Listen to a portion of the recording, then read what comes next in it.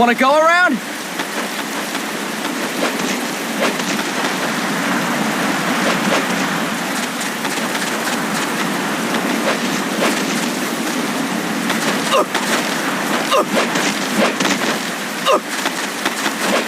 Look alive, ladies! The boss is gonna join us!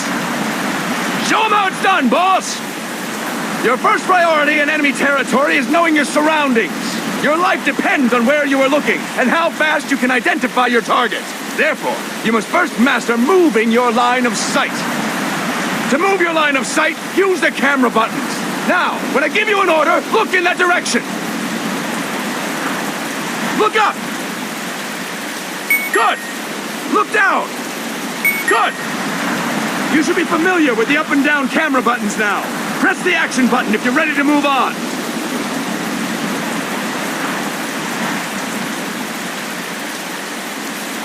Okay! Next, we'll check your left and right. Look right! Good! Look left! Good! You should be familiar with the left and right camera buttons now. Press the action button if you're ready to move on.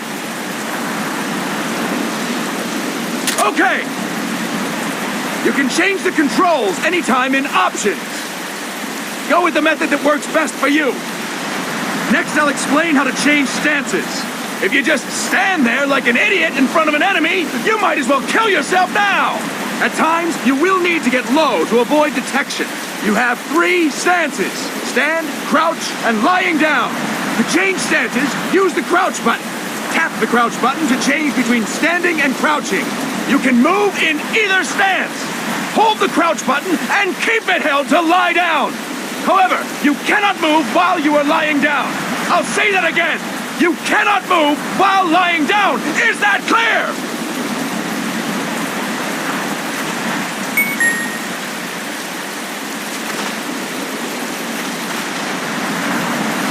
Good!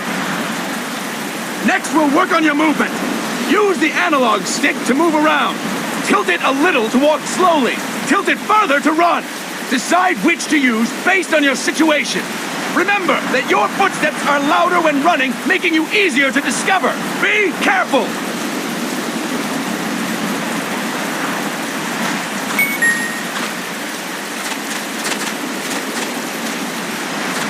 Good! Now we have rolling. Rolling is useful for knocking down enemies in your way, and for getting away when surrounded. You can also use it to jump over small ditches and other obstacles. To roll, tap the attack button while running. You got that? Tap the attack button while running! Don't forget it!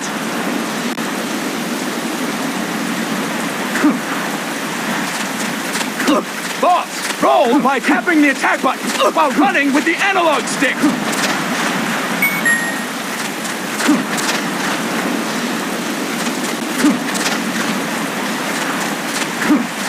That's it!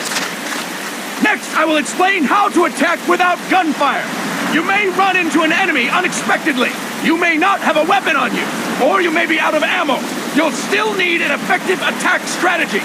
One well-placed strike and the enemy won't know what hit him. To strike an enemy, press the attack button while standing still. On my command, press the attack button repeatedly and take down your opponent. Go! I'm ready, boss.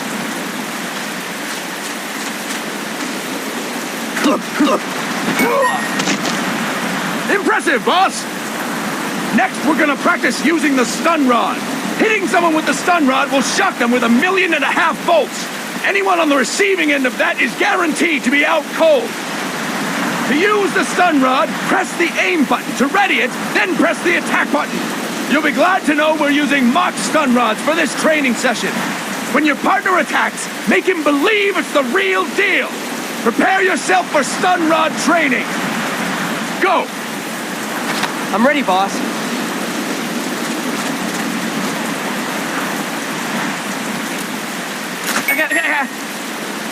Fine work, boss! Now we'll move on to CQC. CQC, or Close Quarters Combat, refers to when engaging an enemy in battle at very close range. It is a quick and efficient way of eliminating a threat. There are various CQC techniques. We will go over each of them. Don't get cocky because you think you know them. This will be different from what you're used to. Pretend you are learning it for the first time. The first technique is throwing your opponent. To do this, position yourself near your opponent and press the attack button while you tilt the analog stick. Be sure to press the attack button when the icon appears. Now, wait for my command and throw your opponent. Go! I'm ready, boss.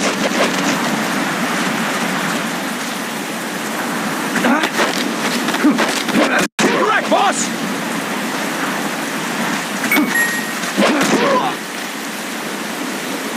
Fine work, boss!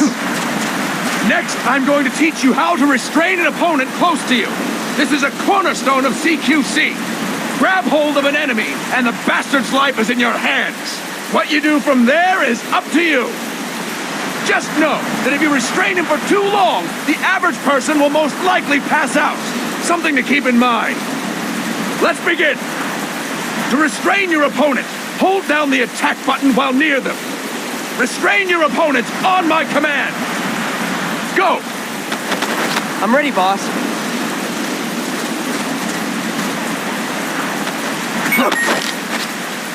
Fine work, boss! Now we will throw your opponent after restraining them. To throw an enemy to the ground, press a direction on the analog stick when you have them restrained. Restrain your opponent and throw them on my command. Go! I'm ready, boss.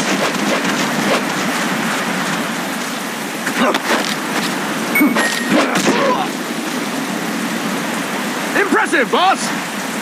Now we will try CQC against multiple enemy opponents. You can also take out a group of enemies by throwing an opponent you have restrained. First, restrain an opponent by pressing the attack button near them. Then tilt the analog stick to throw them. By tilting the analog stick toward other enemies, you can send your captive flying straight into them. On my command, restrain and then throw your opponent. Go! I'm ready, boss.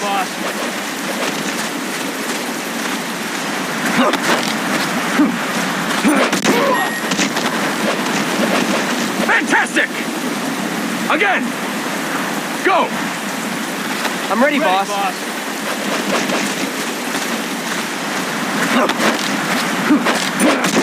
Next. Correct, boss!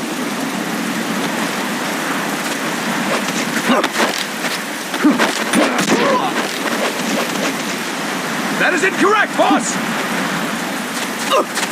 Tilt the analog stick while restraining the opponent, boss! That is incorrect, boss! Fantastic! All right! Why don't we do something special since the boss is here? Anyone who feels like getting their ass kicked, step forward. Don't hold back, boss. When you're surrounded by multiple enemies, you'll have to take them on one after the other. To do it, simply press the attack button again while throwing the current enemy. Just be sure to wait for the icon to appear. Go! I'm ready, boss. I'm ready, boss.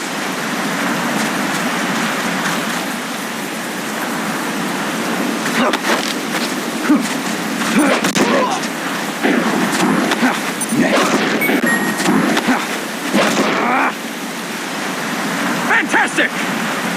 Again! Go! I'm ready, boss. I'm ready, boss.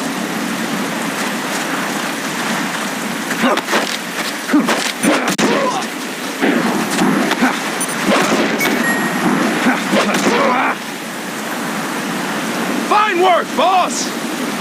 And stop! That's it for today! Thank you, boss!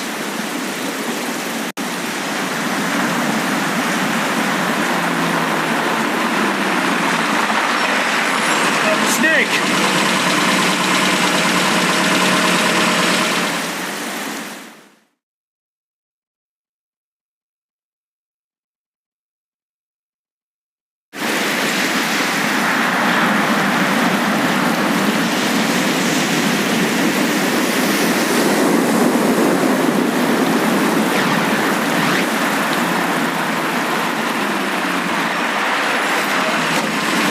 What's going on, Kaz? We've got guests. Time time to move. Don't worry, it's not our friends from Langley. I brought him. Made sure we won't fall. Thank you, Big Boss. Call me Snake. Sorry, Big Boss. Listen up. For us, there is no victory. But in revolution, doesn't one triumph or die? We don't do either.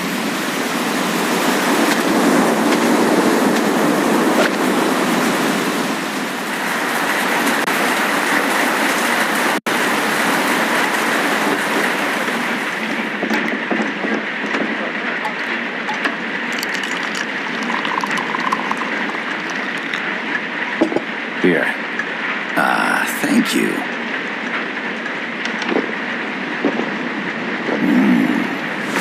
I feel like a new man. There's no coffee like Costa Rican coffee. So, what brings a distinguished scholar from the Costa Rican government to Colombia? Professor Galvez comes from Costa Rica's University for Peace. You see, over the past year, there have been sightings of an armed group in Costa Rica. They're not ours, of course. Costa Rica doesn't have an army. Correct. Article 12 of our Constitution states that the Army as a permanent institution is abolished. The Peace Constitution. You think it's rebels who fled Nicaragua? No, they don't appear to be guerrillas. They're far too organized. What's your government's take? The authorities in San Jose claim it's a multinational security firm, hired by the Development Corporation of Costa Rica. Lies, obviously. They're bringing in state-of-the-art weaponry and equipment by the shipload. Where'd they get that kind of cash? I fear La CIA may be involved. The CIA. As you both know, the United States views Central America as its backyard. Even after Cuba, we've managed to maintain a delicate balance with the U.S. And your government can't just give them the boot? We are not allowed to bear arms. Japan's constitution has something similar. Article 9. It says Japan renounces war and can't maintain an army. I understand that you and your men have neither state nor ideology. That you will fight any foe. Please, you must drive them out of our defenseless country. We come to you, the Militaires Sans Frontières. So, you want to hire us? Yes, as our deterrent. We can't afford to pay much, it's true. But we can offer you this. A forward operating base. An offshore plant in the Caribbean. Sounds pretty good to me. This place is becoming a mess anyway. Snake, we need someplace we can settle down. The government's agreed to cooperate. Unofficially, of course. A chopper for transport would be nice too. I'll see what I can do. Hold it. You seem to think we're just a pack of dogs of war. Is that right? Yes, that's what I've heard.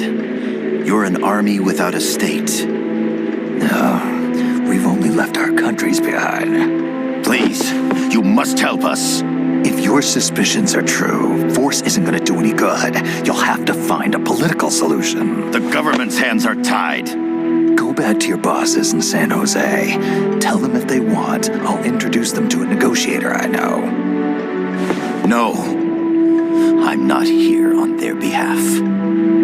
So, what are you doing here? For over 20 years, I've preached the virtues of peace at multiple universities. Tonight, I stand before you as an educator. This is my student. She came to me to study peace. Her name is Paz. Paz Ortega. Paz. Peace. No kidding. That's my name too. Kazuhira. It's Japanese for peace. Pleased to meet you, Paz. Call me Kaz. They've got a supply port north of Puerto Limon, a town in la Costa del Mar Caribe. A few days ago, Paz stumbled upon that facility while searching for a lost friend. She was captured. She's only a child, 16 years old. They did terrible things to her, but somehow she managed to escape.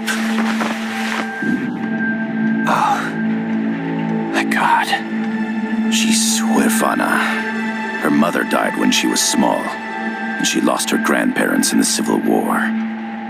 She hates war with a passion like no other. My name is Paz, and I will do anything to protect my namesake. It is my one and only purpose. Please, get them out of my country. Make them leave Costa Rica. Sorry, kid. We know who you are, Big Boss. That is why we've come to you.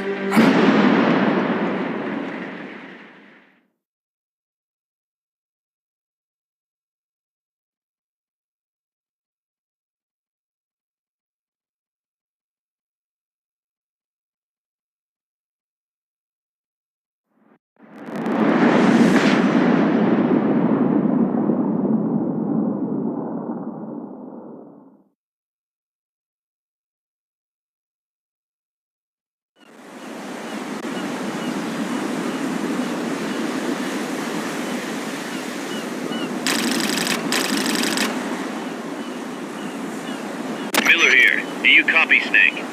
I see you've landed. That makes one giant leap for us. I'm sending this from the offshore plant, our mother base. The signal is unidirectional. I'll be giving you commands and advice through this channel. Keep your headphones on at all times and pay attention. Also, make sure no one else can listen in. Snake, are you clear on the controls? Take a minute to refresh your memory. Use the analog stick to move. Use the circle, X, triangle, and square buttons to change views. To change your settings, use the start button to open the menu. There's no one around. Why not try some shooting practice? Select a target and squeeze off a round or two. Press the square and circle buttons, while holding the right button to switch weapons. Ready your weapon with the L button, then press the R button to fire. How about a little shooting practice? Try hitting a coconut. Select equipment by pressing the square or circle buttons while holding the left button. To check your map, press the start button to open the menu. The M16 is a standard assault rifle, capable of rapid fire.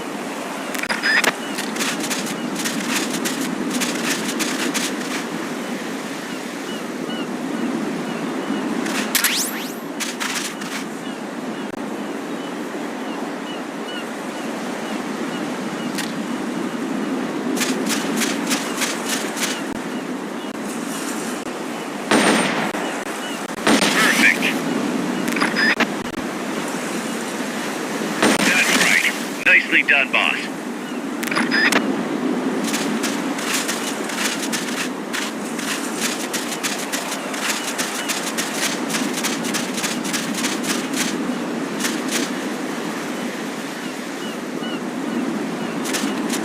Not enough room, huh? We'll keep it here at the base.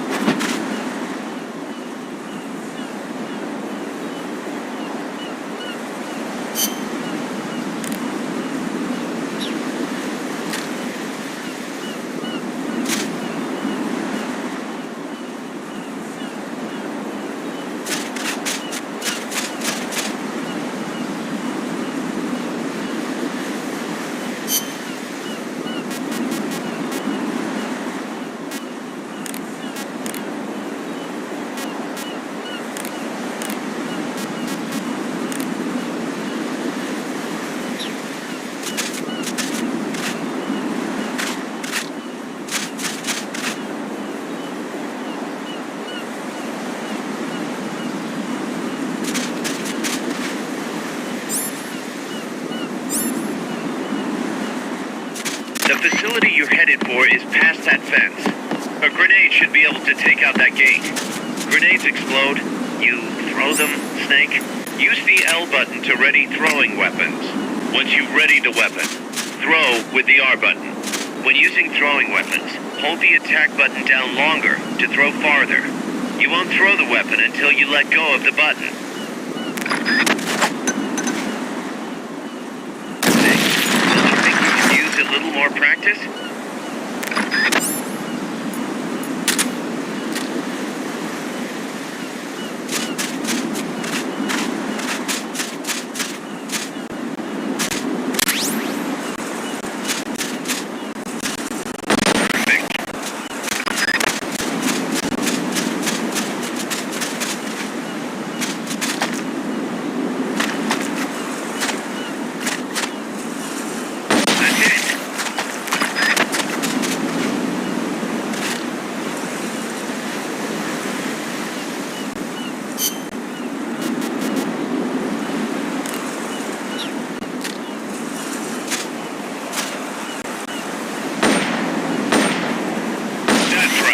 Nicely done, boss.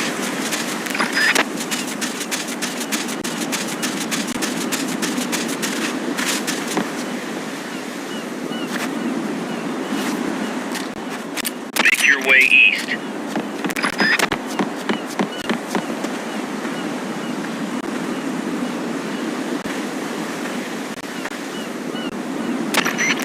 I gotta thank you for agreeing to this, Snake. Man, am I glad to be out of here. Finally, we can leave all that crap in San Geronimo behind. Break into the mercenary business for real. Let me guess. You're doing it for her, aren't you? For her.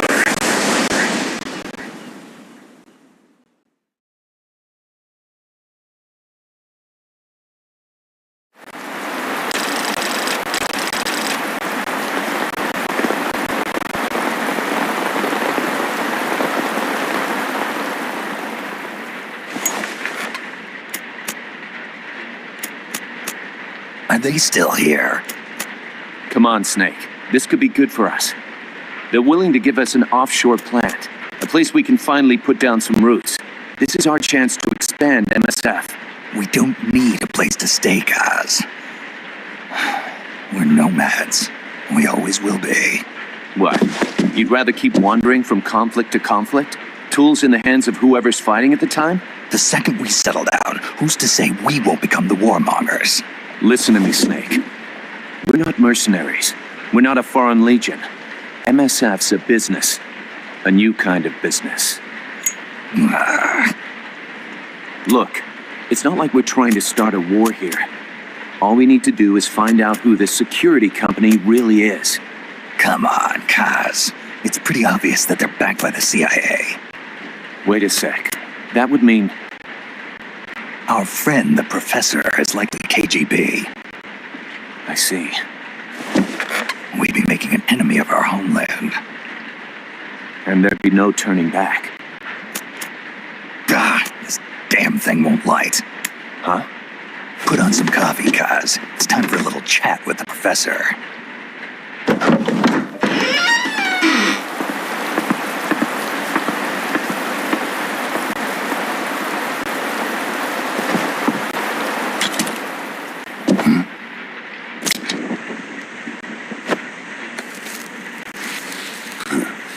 I was a heavy smoker.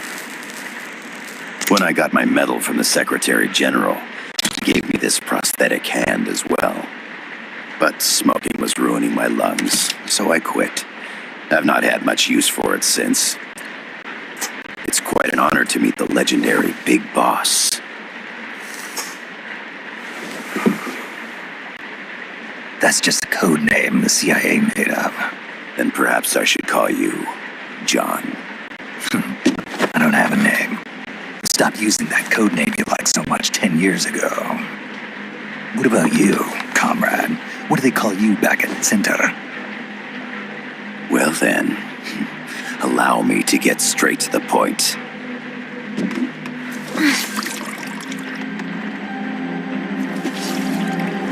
Land as slim as a whip, hot as torture.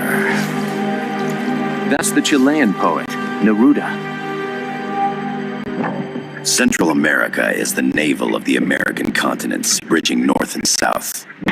We want this land. We'll build a socialist stronghold, then use it to split the Americas in two. America would lose its backyard. And with it, its economic production, shipping lanes, and strategic value. We, on the other hand, would gain a base from which all of Latin America would be well within our reach. He who controls Central America will win this Cold War. First comes Nicaragua, toppling the pro-American Somoza regime. In preparation, we've begun instigating anti-Somoza sentiment and providing aid to the Sandinista National Liberation Front. You're manipulating Sandinista into overthrowing Somoza for you. After the revolution, Nicaragua will become a socialist state. You think America's just gonna let that happen? Certainly not. After all, the CIA is already here. And that's the armed group inside Costa Rica. Precisely. It's clear that they've been sent in to disrupt our efforts across the border in Nicaragua. Simply put, the army now stationed in Costa Rica is CIA capital. But it's more complex than that. The CIA's got something else planned as well. What? That is the million-dollar question. Big Boss, we want you and your unit to find the answer. Infiltrate and investigate the facility in La Costa, where Paz was imprisoned. Learn all you can of their operations. Then, drive them out of the country.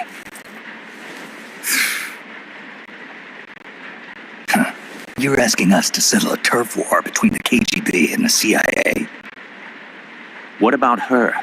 That was all just an act? You mean her words about peace? She was captured, that much is true. But I've kept my KGB affiliation from her. And you thought we'd fall for a sob story?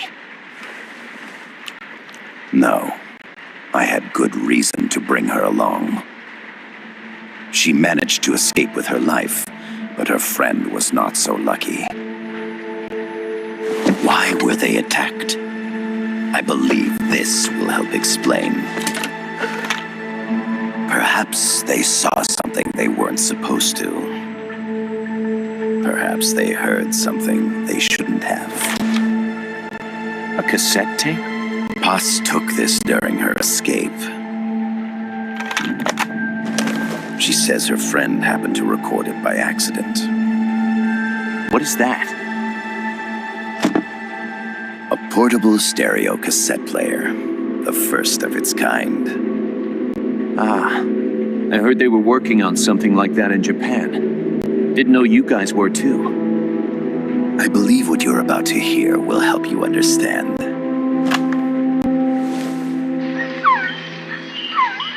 What is that? A quetzal? The phoenix bird. Paz's friend was researching birds. She went out into the jungle to record bird calls and stumbled upon this.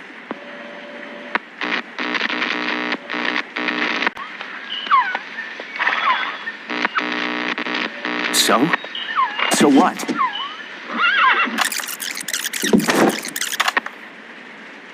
Now it gets interesting.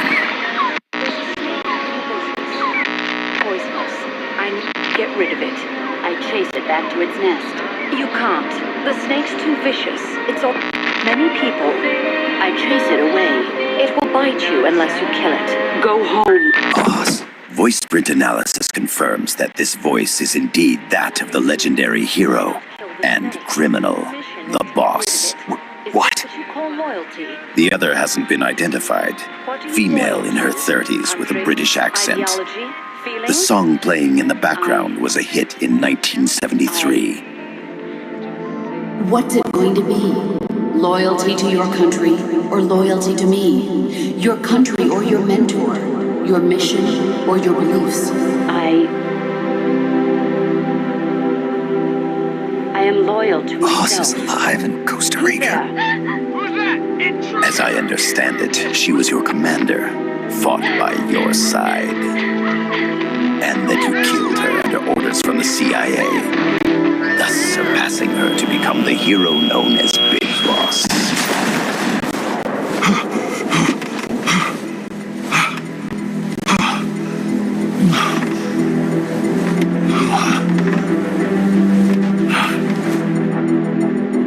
Well, what'll it be? Will you take the job? Snake, it's gotta be a trap. So you still can't turn your back on your country? Then I suppose you won't need this.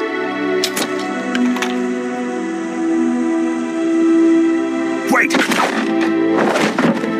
Snake? I'll do it for the girl.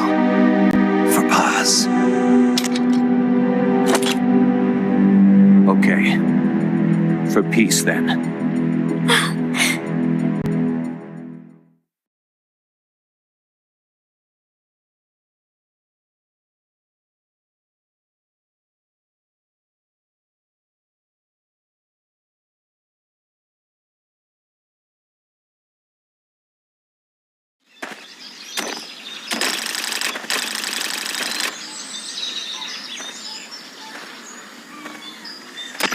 There they are.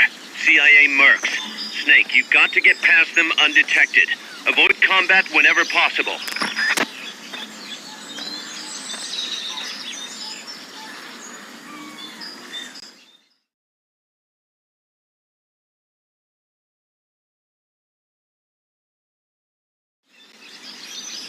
This is a sneaking mission. Hide behind stuff. Take the long way around. Whatever it takes to stay out of sight.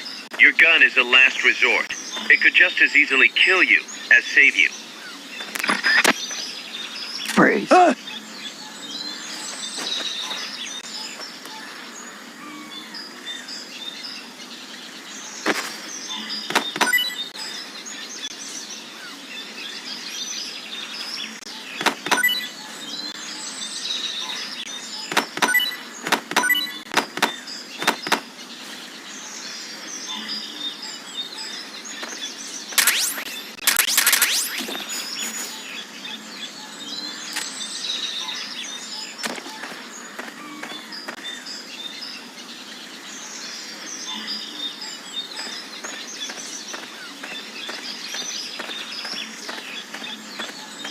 The indicator in the upper right serves as a compass and shows sound sources.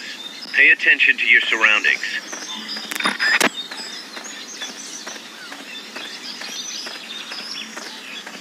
The percentage in the upper right is your camo index. The lower the number, the more easily you'll be spotted. Conspicuous movements and loud noises will compromise your camo index. Your fatigues will act as camouflage.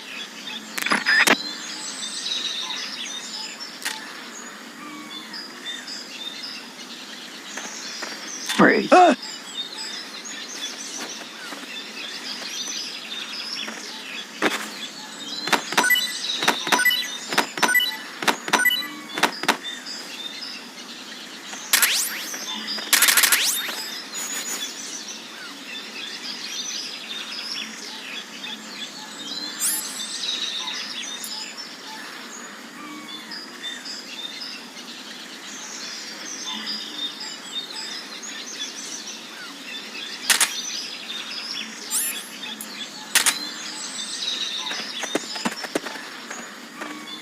When you clear the jungle, you'll be there. Head east.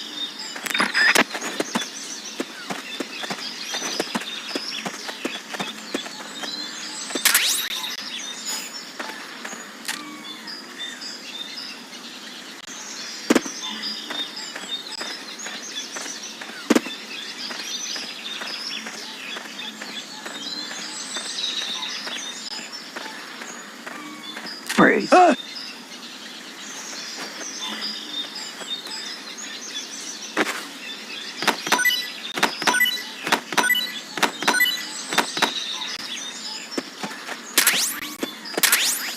Keep your eye on what's left of your life gauge on the left of the screen. To the right of that, you'll see your sight gauge. Exhausting it will inhibit your actions. Your life gauge will recover with time. The sight gauge, too. You'll recover faster crouching than standing up. Lying flat works even better.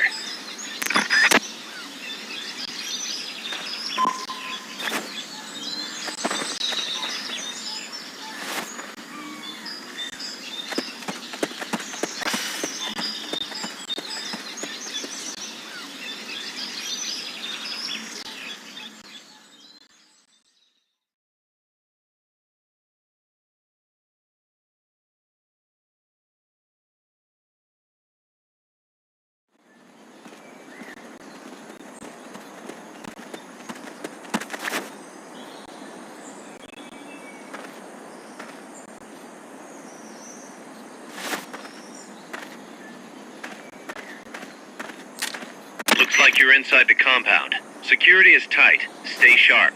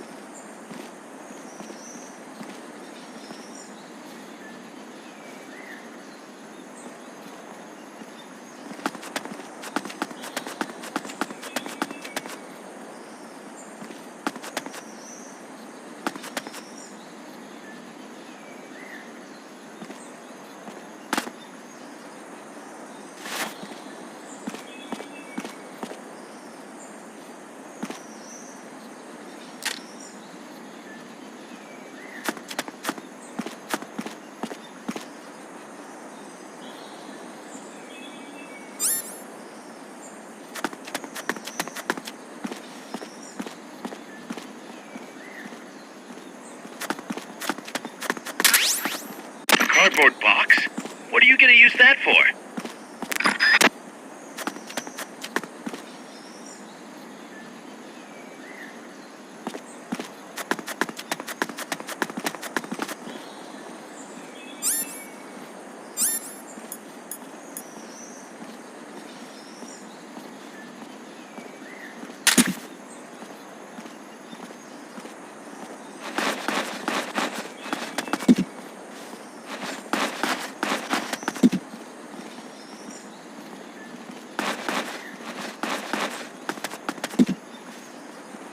Infiltrate the facility on the east side of the compound.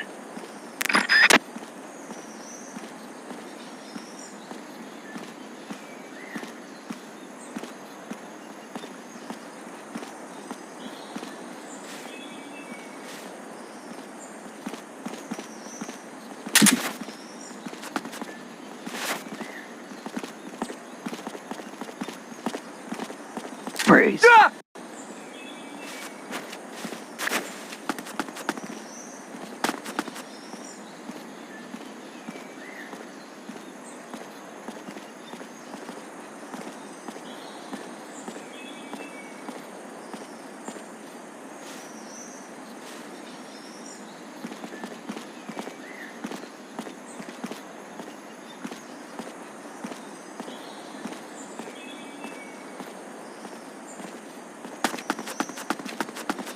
You're looking for a two-story building to the east.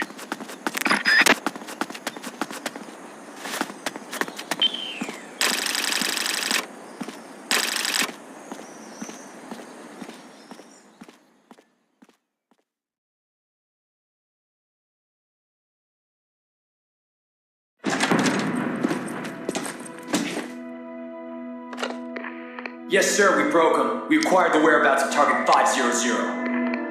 Acknowledged. Spears are loaded. The barge is cleared Point Bravo. Acknowledged. Out.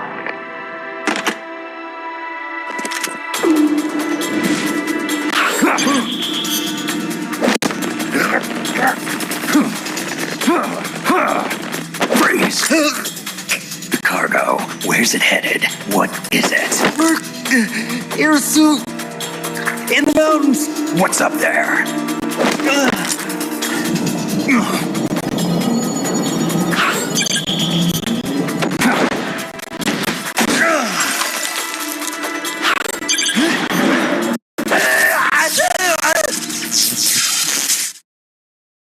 DJ goes on a 6,000.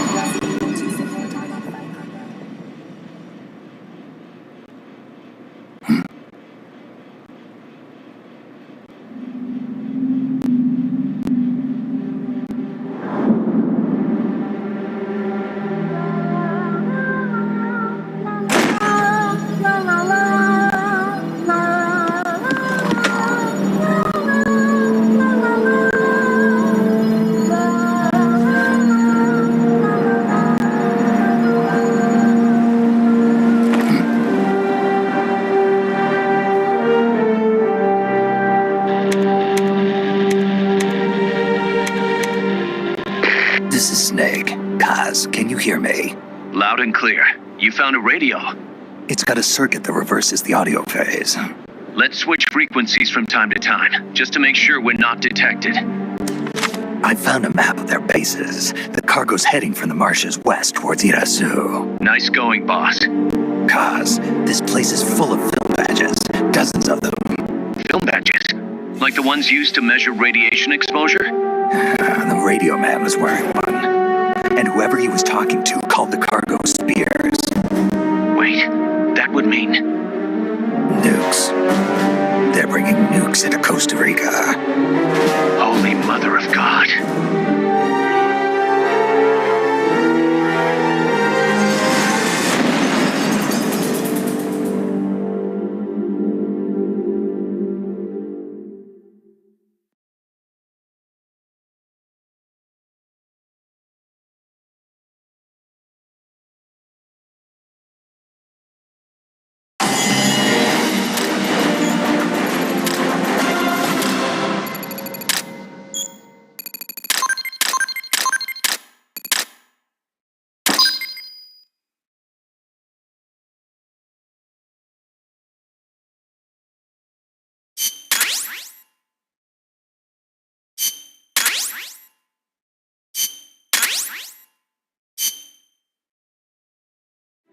How's that map, Snake?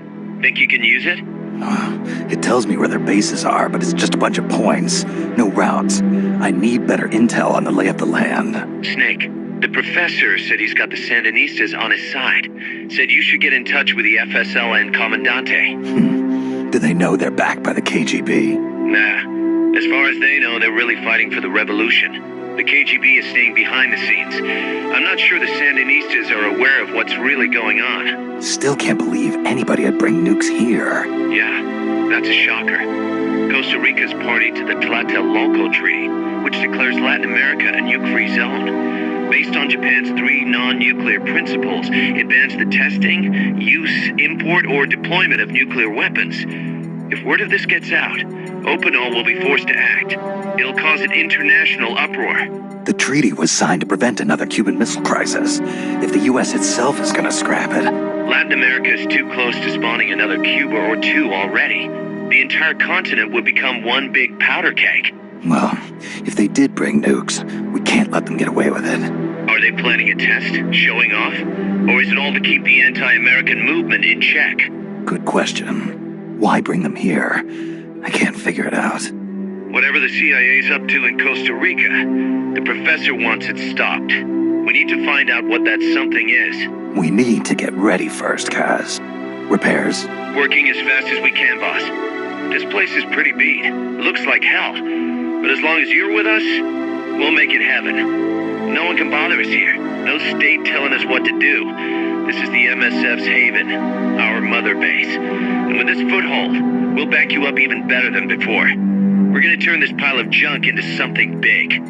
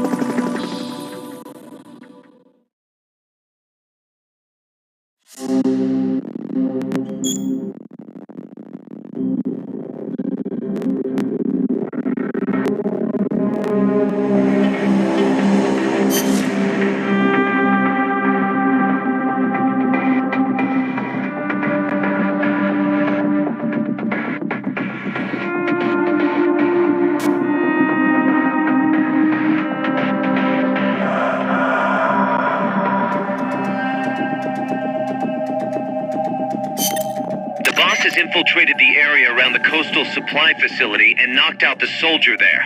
But we can't just leave him there to be found. I need you to get in there and capture the unconscious soldier using the Fulton recovery system. Do it quickly before he comes to.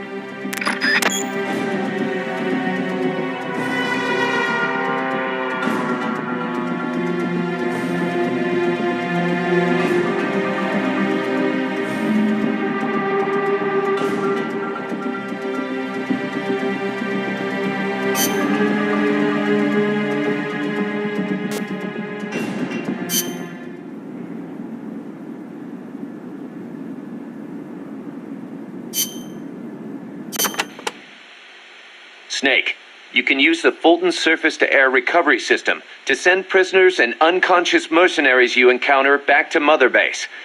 I know you've used the Fulton before, but just to make sure I'm not missing anything, let's review the steps. Okay.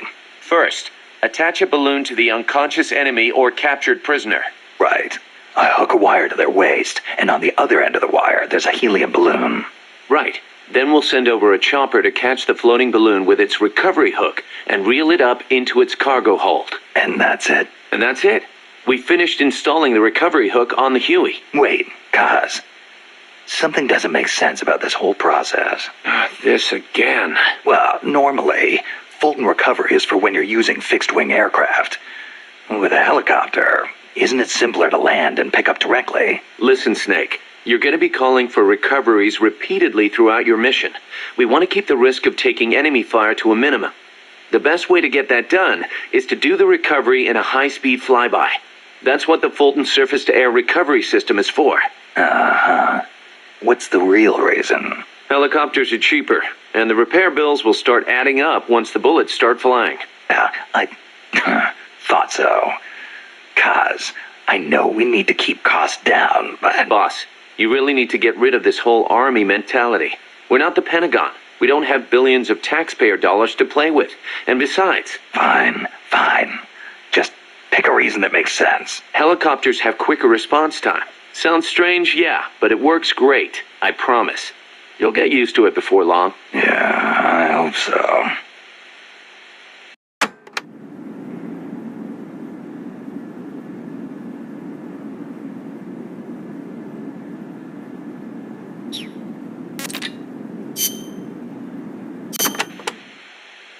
The mercenary supply base is situated on elevated ground by the coast.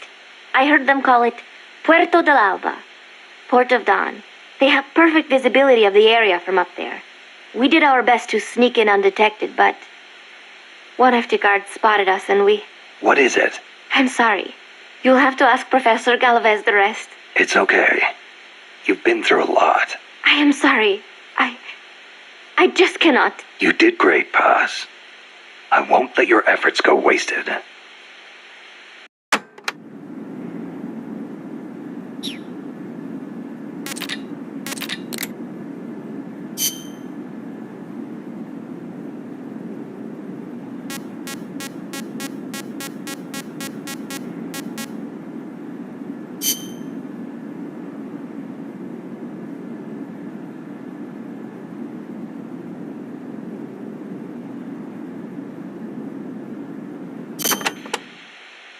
Kaz, what kind of shape is that plant the professor gave us in? First time I laid eyes on it, I thought it was some kind of joke. It was a giant birdhouse, seagulls everywhere. We eventually scraped off most of the rust and bird crap. The underlying structure's intact. Little elbow grease, and we should be in business. Who used to own it anyway? Whatever shape it's in now, somebody sank some serious money into building it. From what I can tell, an American university built it as a research platform for ocean thermal energy conversion. The name's still on some of the rusty old power turbines. I'm guessing they must have had government and corporate assistance to build it too. But they couldn't solve the thermal efficiency problem, and the project was canceled. Then after the university abandoned it, a KGB front company scooped it up for next to nothing. At least that's my theory. How'd the KGB manage to buy a plant built with American capital, front company or not? Yeah, that professor is quite the operator. One other thing.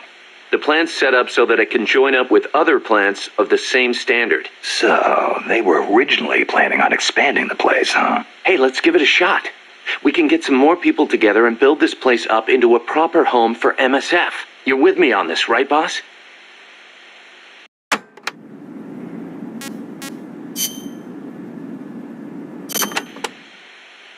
Remember why we created MSF Snake? To provide military force to whoever needs it, wherever they are, regardless of nation or ideology. Our beliefs aren't all that lofty. We just won't be the tools of any one country. Exactly. We know only how to fight. But we refuse to live our lives at the whim of the state. The MSF seal is patterned after Pangaea, the supercontinent from 250 million years ago. Back then, the whole world was one landmass, one world. No gaps, no rifts. Our strength will take us back there.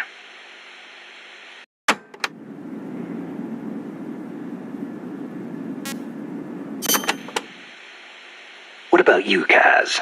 Any interest in expanding MSF? You'd better believe it. I want to make us into an organization that doesn't take orders from any country. Just like you were saying, we have to be strong. Strong enough to defend ourselves. We need money, too. Money to train soldiers to fight. The way I see it, we make MSF into something along the lines of a new kind of business. A contractor providing the full range of military services. Not just combat, but logistics, training, weapons, outfitting, and R&D. Combining the small footprint and exceptional performance of special forces with the raw military might of a full regular army. Only with that kind of power can we break free of nation-states. What I need from you, boss, is to go out and find guys we can bring back here using Fulton Recovery.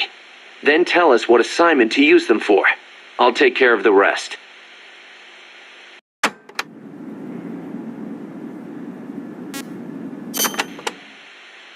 Your old mentor, the boss. She was known in the West as the mother of special forces, right?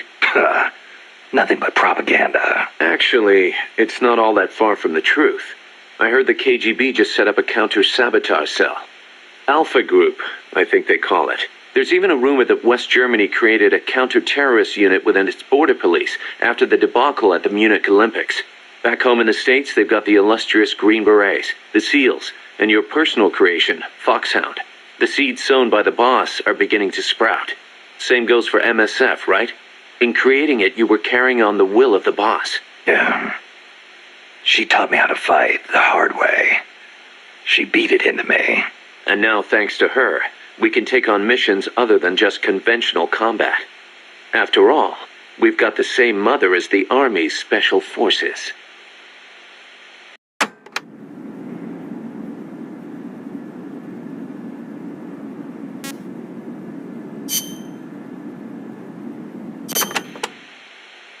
Still can't believe Professor Galvez was KGB. Well, like the professor said, Moscow's hell-bent on communizing Latin America. Yeah, the Cuban intel services are all in the KGB's pocket.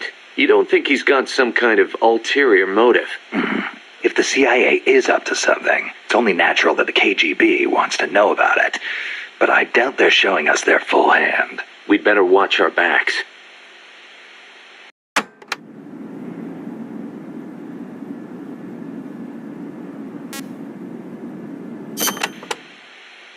What do you think, Kaz? Why did Paz come all the way to Colombia herself? It's a long trip to make just to be Exhibit A in Galvez's sales pitch. She's only 16, still a kid. Maybe we should take her wish for peace at face value.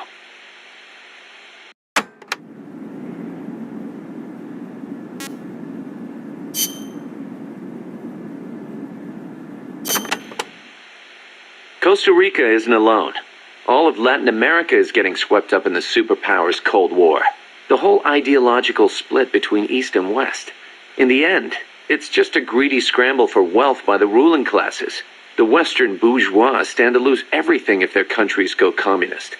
After all, the communists want to abolish private property altogether. So the capitalist rulers desperately tried to halt the global spread of communism. Hence the phenomenon of red baiting. And the communists, for their part, didn't exactly stay true to their principles. They tried to escape class-based society, but between Stalin's autocracy and the rise of the nomenclatura, they ended up creating one anyway. Once people have power, they stop caring about equality. That's where communism, where society in general reaches its limits. The rulers only care about their own gain. The opposing side becomes a risk factor that threatens the profit, and thus the ongoing struggle between capitalism and communism was born. And now, nuclear deterrence is part of the picture. Exactly.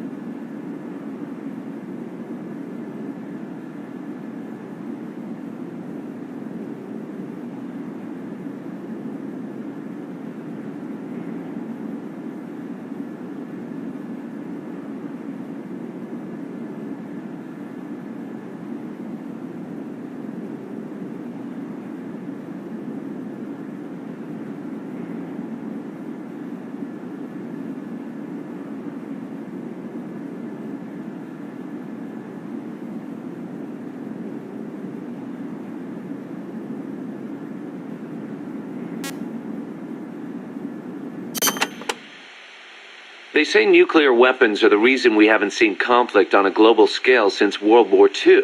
The thought that your opponent might launch nukes against you sort of makes it tough to start an armed conflict, especially now that they've got intercontinental ballistic missiles.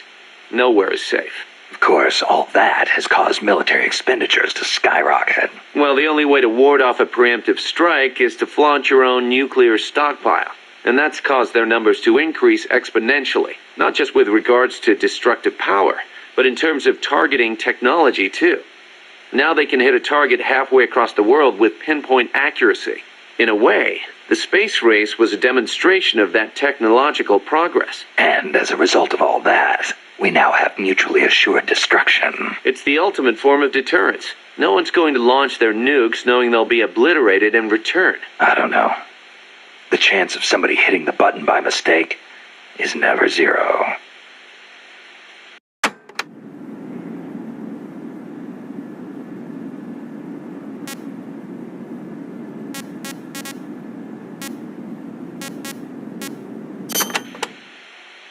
You're right. Even with peace guaranteed by MAD, there's always the risk of an accident. Nobody wants the world to end on account of some machines malfunctioning. On the other hand, thanks to deterrence, we haven't had a world war since 1945. You gotta admit, it has been pretty peaceful. Not that it matters to us. People point at the nuclear arms and space races and call it a Cold War. I say if they're not shooting at each other, why not call it world peace? Doesn't mean war is gone. Look at Korea. Look at Vietnam. Well, yeah, but I'm talking in relative terms here. Besides, if war died out completely, we'd be SOL. We're not warmongers. And yet, we can't survive in a world that's at peace. You got a point.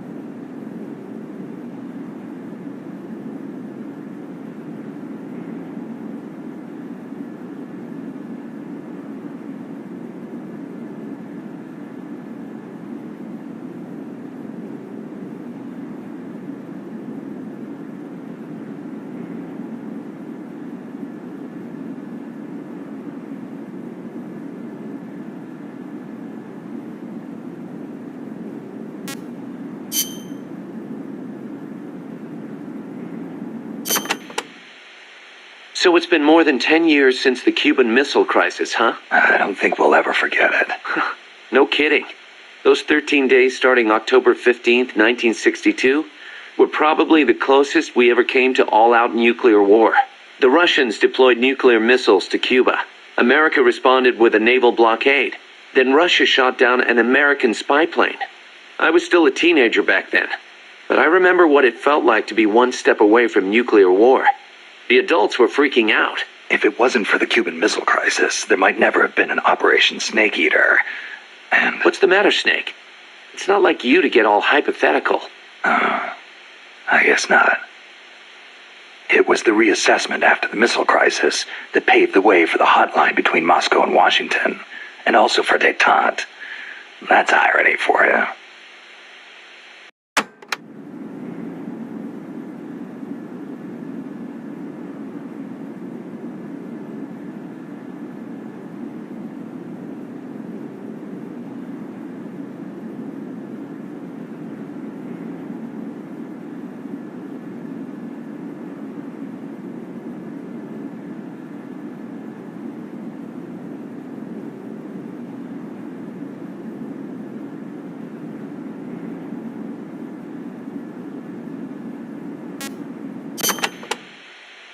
The Treaty of Tlatelolco was enacted to make Latin America into a nuclear-free zone. It bans the testing, use, manufacture, production, acquisition, storage, and deployment of nuclear weapons. The impetus was pretty obvious. The series of crises triggered by the deployment of nukes in Cuba. Not hard to imagine. Those 13 days had the whole world frozen in fear. Of course, the country that started it all, Cuba, hasn't actually ratified it yet. Still, the treaty's backed by over 20 countries. Anyone flouting it risks becoming an international pariah. True. Opinol would investigate, no doubt. I heard they used Japan's 3 non-nuclear principles as their model when they drew up the treaty. I think the Treaty of Tlatelolco might have been their way of asking nuclear powers not to use nukes against them. That's the biggest difference between the treaty and the 3 principles. I guess you could call it a 4th principle.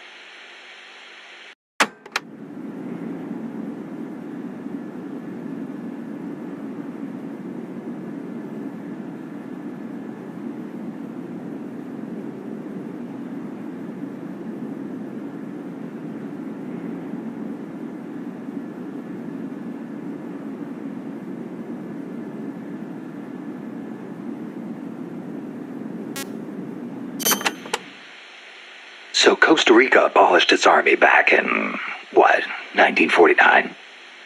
Pretty gutsy move for a Central American nation at the time. Yeah, well, they'd just come out of a civil war. I'm sure they were driven by a desire to avoid another tragedy like Paz said.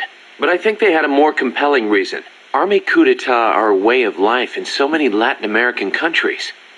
Imagine seeing that up close. No army, no coup. Makes sense. Plus, their economy was in ruins. So they honestly didn't have any money to spend on an army anyway. Yeah, but weren't they on less than friendly terms with Nicaragua? Yeah, and in fact, Nicaragua did end up invading. But the Civil Guard fought back and the OAS brokered a ceasefire. The US and the rest of the OAS had their back, and they used it to full advantage. For a quarter century, they survived in the powder keg of Central America. That must have taken some serious diplomacy. Even if the Civil Guard is pretty decked out for a police force. Must be tough to be a country without an army.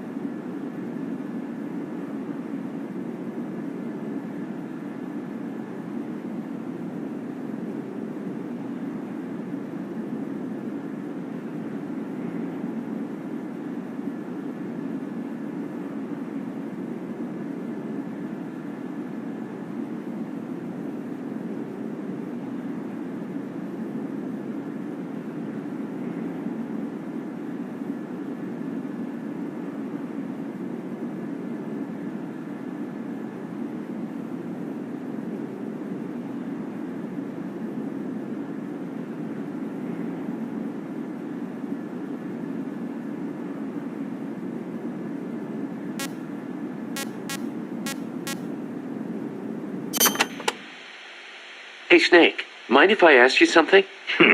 Since when did you start asking permission? So, you used to be part of a CIA paramilitary unit, right? That's right. Ever do any ops in Central America? No, not personally. But there were other units who did all kinds of stuff. I remember the Bay of Pigs invasion back in '61. The papers had a field day with it. Operation Zapata. That was the CIA code name. The whole thing went south. Then there was Che Guevara, being hunted down in Bolivia. I heard the CIA had a hand in that, too. There were several units similar to mine. MSP, SOG. They'd recruit former special forces, train them as intelligence agents, and send them on deniable covert paramilitary operations. One of those units trained the Bolivian army in counter-guerrilla tactics. And then had them shoot El Che. So the story goes.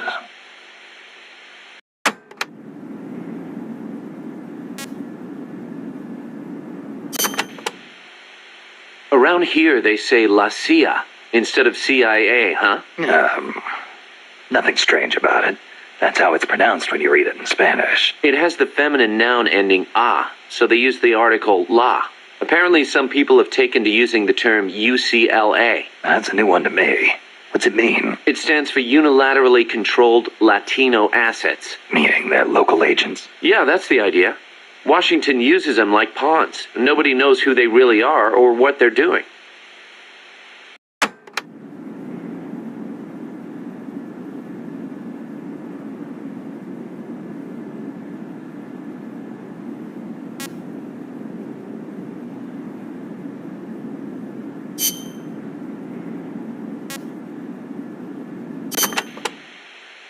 The U.S. has military forces stationed in Japan, right? Right.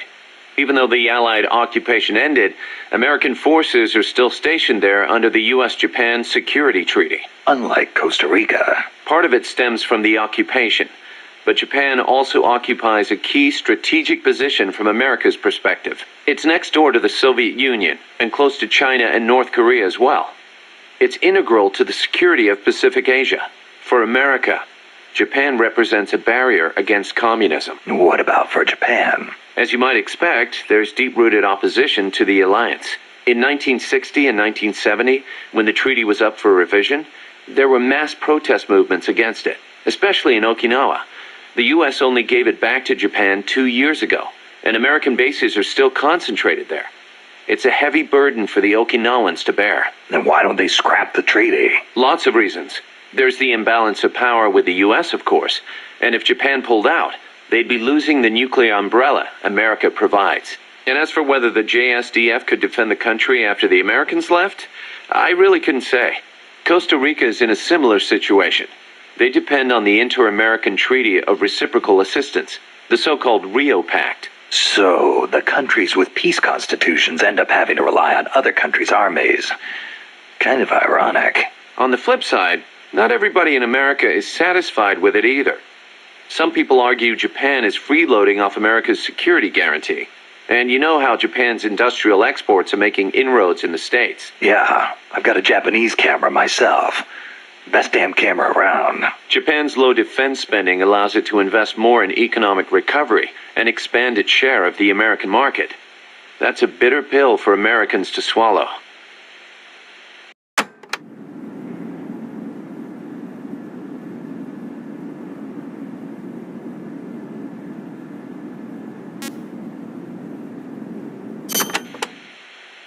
You were saying Japan has a peace constitution too. Yep.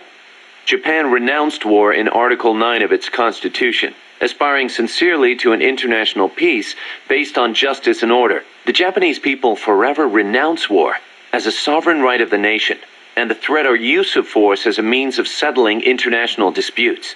In order to accomplish the aim of the preceding paragraph, land, sea, and air forces, as well as other war potential, will never be maintained. The right of belligerency of the state will not be recognized. You know it by heart. Some things you never forget. Impressive. There were some parts I didn't quite get, though. Like the whole means of settling conflicts thing. Yeah, that's been the subject of debate. Whether or not it forbids any and all use of force. The current Constitution was originally drawn up under the Allied occupation. The first draft was even submitted by Allied GHQ. So naturally, there are some who feel the Constitution was imposed on Japan by foreigners. Things like that are never simple. Same for every country, I guess. One thing's for sure, though. Not having an army let Japan focus on economic recovery after the war. In that sense, it's the same as Costa Rica.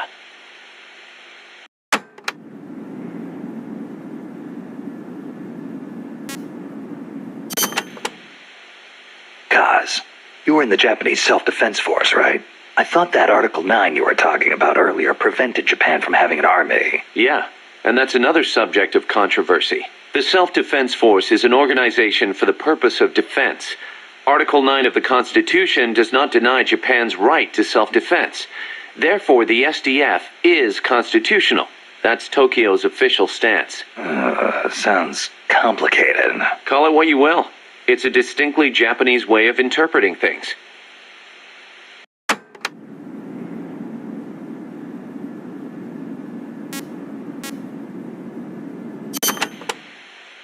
You know that today, Japan is under the American nuclear umbrella. Right. The U.S. vowed to retaliate against any country that launches a nuclear strike against an allied country. That promise deters nuclear attacks against America's allies, hence the term nuclear umbrella. But suppose the Russians nuke Tokyo. Would America really nuke Moscow in return? If they did, the Soviet Union would undoubtedly retaliate. Would Washington really be willing to risk having a bomb dropped on itself in order to avenge Japan? I'm not so sure. Don't tell me you're still worried about Japan. After all these years? It's not that. To be honest, I'm not convinced either. But Moscow faces the same dilemma. Maybe Washington wouldn't retaliate on Japan's behalf. Then again, maybe it would. So you're saying Moscow wouldn't want to risk being attacked either? The whole concept of nuclear deterrence is entirely hypothetical to begin with. When you get down to it, it's all smoke and mirrors.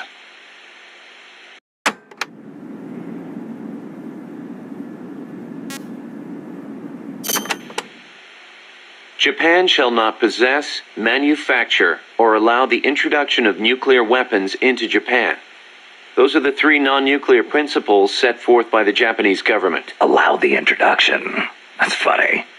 Some of the U.S. warships that visit Japanese ports are armed with nukes. Or are you going to tell me they transfer them at sea onto other ships every time they visit? You raise a good point, Snake. But the Japanese government doesn't recognize it as such. The introduction of nuclear weapons into Japanese territory would need to be agreed upon in advance. America hasn't made any such agreements. Therefore, they aren't bringing nukes into Japan. That's the official excuse. Doesn't sound like much of an excuse to me. I don't blame you. Keep in mind, though, Japan suffered actual nuclear attacks. Anti-nuke sentiment there runs deeper than you think. I suppose the government's not really in a position to admit that sort of thing.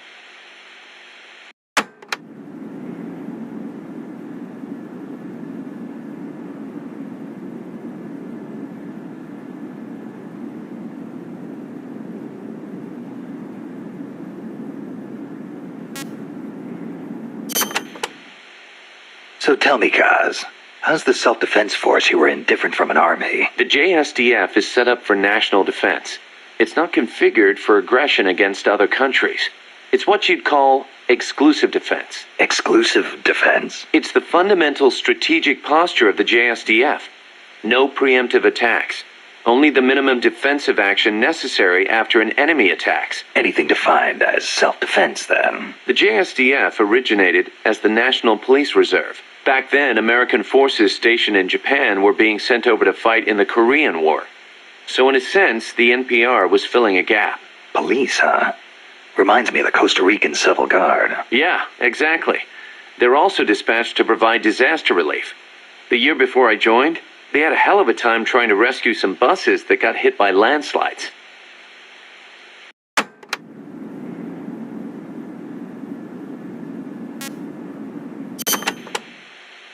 So why'd you quit the JSDF? Because I didn't have a reason to be in Japan anymore. A reason? My mom had died 3 years earlier, so I didn't have to care for her anymore. With her gone, there was no point hanging around in Japan. Yeah, but a man with your talents could have risen pretty high in the ranks, I imagine. I don't know what they made of me. Could be it actually alienated me from the brass. And personally, I could never get used to the idea of exclusive defense. Meaning? On a strategic level, I can see how a country could go with the exclusive defense model used by the JSDF, and I've got nothing against my fellow soldiers who believe in it. On a tactical level, though, it just rubbed me the wrong way. To put it simply, I was itching for a real fight. I figured. And I felt as long as I was in the JSDF, I'd never be able to stand shoulder to shoulder with my father, who was in the U.S. Army. Seeing Yukio Mishima's suicide didn't help either. Yukio Mishima. The guy who wrote The Temple of the Golden Pavilion. The way he questioned the status quo hit home with me. Not that I admired his vision or anything, but it did get me thinking, that's for sure.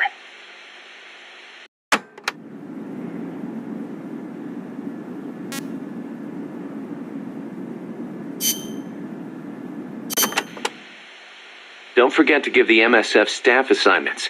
Where you place people will determine how Mother Base grows. Right. That goes for me too. Assign me wherever you think is best. You? I thought you were second in command. Don't worry, I've got that covered. But MSF is still small, and I don't have the leisure of sitting around on my butt all day. I see your point, but... Not to brag or anything, but I kick ass at whatever job you gave me. Put me in the area you want to focus on developing most. I'll take real good care of the staff there. Easy, cuz.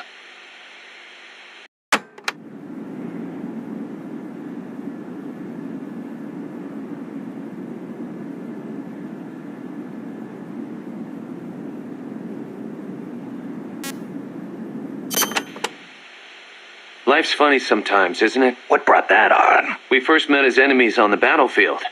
And now here we are fighting side by side. You mean Colombia? Yeah. After I quit the JSDF, I made my way there and got myself a position as a drill sergeant for a band of revolutionaries. Despite the fact that I'd never seen a day of combat. I see you had the gift for talking business in Spanish even back then. Oh, come on, stop it. You're making me blush. Unlucky for me, though, you were in the service of the Colombian Army. I remember it like it was yesterday. It all happened in an instant. You guys ambushed us, and half my unit was taken out. My mind went totally blank. I couldn't keep it together. My whole unit was wiped out, and I was left half dead from a bomb blast. Then, as I was leaving, you yelled out at me. I came all the way from Japan to be here. My place is on the battlefield. Then you asked for my help, saying, I want to be the one to end it. I remember being surprised that there were still samurai in Japan. You guys came over to me. I had a grenade hidden under me, but even then you were too fast. The second I pulled the pin, you grabbed the hand I was using to hold the grenade with both palms. I didn't want it to go off. I'd heard samurai were a proud bunch. I wanted to know why one of them would stoop so low as to try to take his opponent with him. And I said, I'll never lose again. We'll never lose again. Yeah. We'll do whatever it takes, but we'll never be beaten again. Then, I passed out from the blood loss. When I woke up, I was in your camp's infirmary, stuck full of tubes. Why'd you save me? Your enemy after I tried to kill you. Because you swallowed your pride and fought with everything you had. I just didn't want to lose. You found a way to fight back, even in the face of death, even when you knew you were going to die. That's the mark of a true warrior. It's not about gain and loss, or victory and defeat. I looked at the way you lived your life and saw the path I needed to take. As a warrior. Wow. I never knew that. And that's why you... I realized then that the battlefield doesn't only divide people into allies and enemies. Sometimes it tells you more than just who's an ally or who's an enemy. Sometimes it helps reveal your true comrades. Like you and me, huh? That's right. And 2 years later, here we are.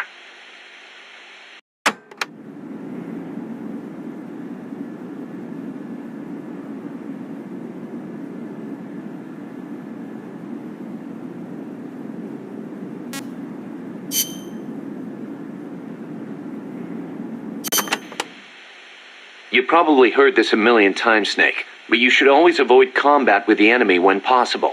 Right. We're outnumbered and in unfamiliar territory. We won't survive long in a straight fight, even with you on our side. I know. Avoiding combat is rule number 1 in a sneaking mission. That's right. Don't let the enemy know where you are, and attack only when necessary, using hit-and-run tactics to cripple them. It's the essence of guerrilla warfare.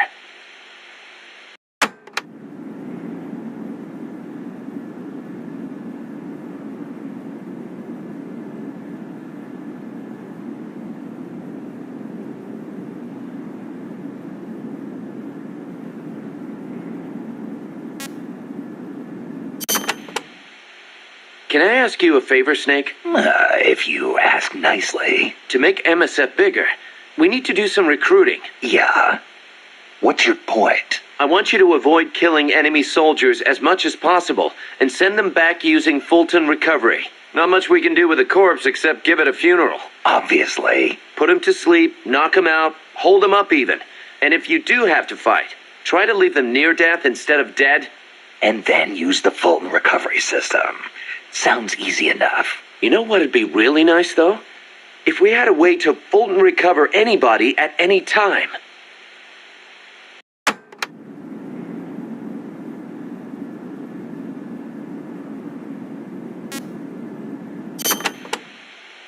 Don't carry any more gear than you need.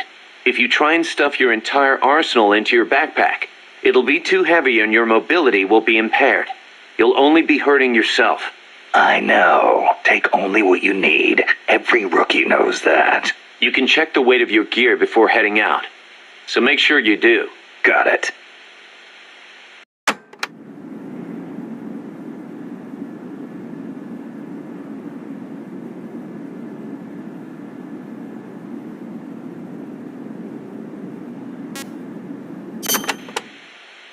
Even a born warrior like you gets hand tremors, Snake. It happens even when you're full of stamina, and it only gets worse when you're tired, especially with larger, heavier weapons. Obviously, you'll get better aim crouching than you will standing. And when you use a scope, setting your sights on a single point will gradually give you a more precise aim. As we develop better weapons at Mother Base, though, you may gain access to new, low-tremor versions of the same guns. So if you expect the shakes to be a problem, you might want to put some resources into R&D. I'll keep it in mind. Then again, the more you use a weapon, the more your hands get used to it. Sometimes it pays to be faithful to your gun.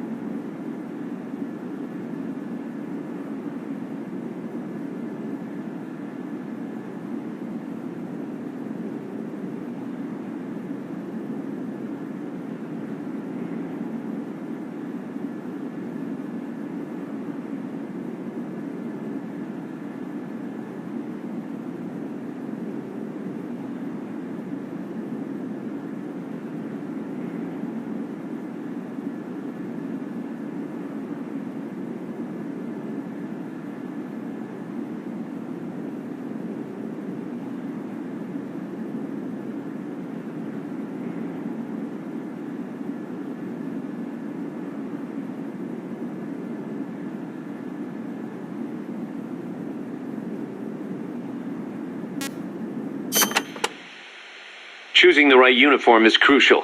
Pick one that matches the mission objective and your own combat style.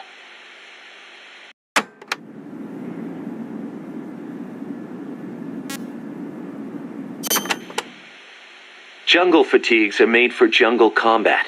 They provide decent protection and let you carry a fair number of weapons. Your standard uniform, basically.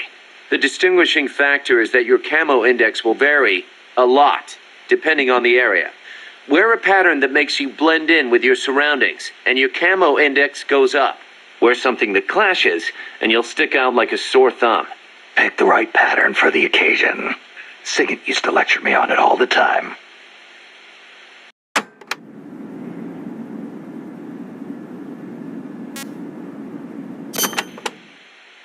Naked. That's exactly what you are with this uniform. The pants are the same as the jungle fatigues. Obviously, since you're exposing your bare skin, your defense and camo index are gonna be low.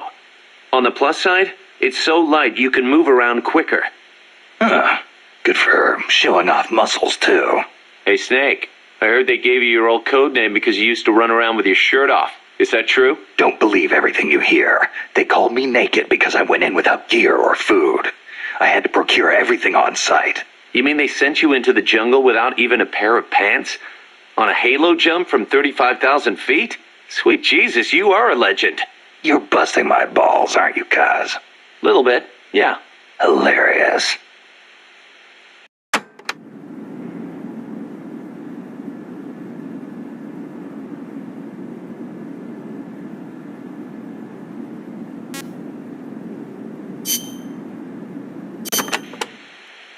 Cooperative operations, or co-ops for short, is the term for taking on missions in teams of 2 or more. The basic co-ops unit is a 2-man cell. Even a single teammate is great to have in enemy territory. And there are actually quite a few things you can't do by yourself. You can help each other climb walls, divide up mission roles. On the other hand, if one of you is spotted, the other one's screwed too. And it's kind of tough for 2 people to hide in one small space. Good point. But what's more important than anything is how close you are to your comrades. Well said. Working as a 2-man cell can make the mission easier or harder, depending on how well you work together. It's also good to note that if you've got a clear, specific objective, it can be to your advantage to use an even bigger team. That said, teams of 3 or more run a much greater risk of being spotted. Yeah. In a sneaking mission, the fewer people you have, the easier it is to get around.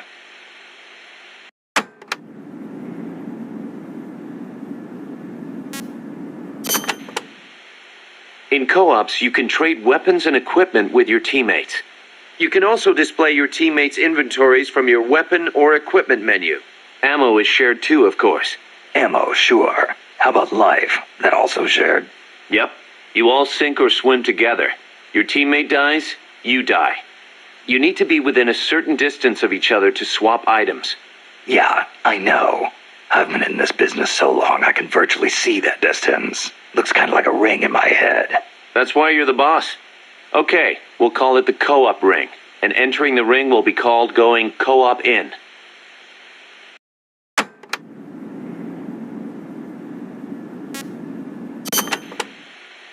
Another thing. During a mission you can assume what we'll call the snake formation.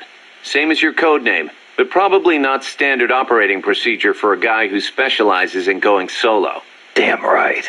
There's only room for one snake. In co-ops, though, it's a highly effective formation. The signal for snake formation is to tap your teammate on the shoulder. Can't form up until you're close enough to reach out and touch someone. Entering snake formation is called going snake in. When you're snake in, the soldier at the front of the line controls movement. The soldiers in back focus on scouting and attack.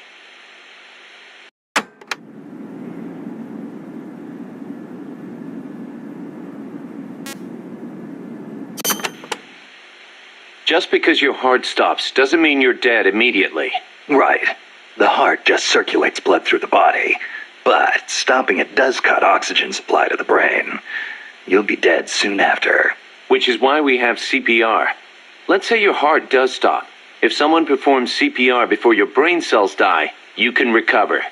In co-ops, when the life gauge drops to 0, it means you're in a near-death state. You won't be able to move or anything else. Performing CPR on near-death teammates can bring them back into action. Of course, performing CPR in the middle of battle isn't exactly safe. You're leaving yourself exposed. Even so, in co-ops, you and your teammates are all in the same boat. Don't think you can get away with leaving one of them behind. I wouldn't think of it. And I'd expect them to do the same for me. If you let all your teammates die during a mission, there'll be nobody left to save you. And then, it's game over.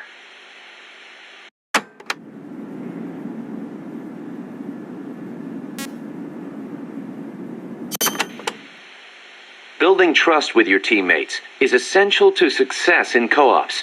That goes without saying. I'm not gonna let somebody I can't trust cover my ass. The measure of that trust is called camaraderie. Think of it as an indicator of how strong your bond is with your co-op's teammates. The friendlier you act toward them, the greater your camaraderie. Give me an example. Your camaraderie will be higher if you're co-op in than standing apart. Saving a teammate's life with CPR also strengthens your bonds with them. Things like hitting a teammate with friendly fire will cause your camaraderie to go down. Makes sense. Camaraderie carries over from mission to mission. The next time you go co-ops in with the same guy, you'll start off strong. But be careful. If you keep taking new people with you on missions, your camaraderie with past teammates eventually reverts back to its original level. Got it. I'll have to make sure to renew old friendships once in a while. The performance benefits gained from snake sync and co-ops depend on your camaraderie. It's always best to keep things cool with your teammates.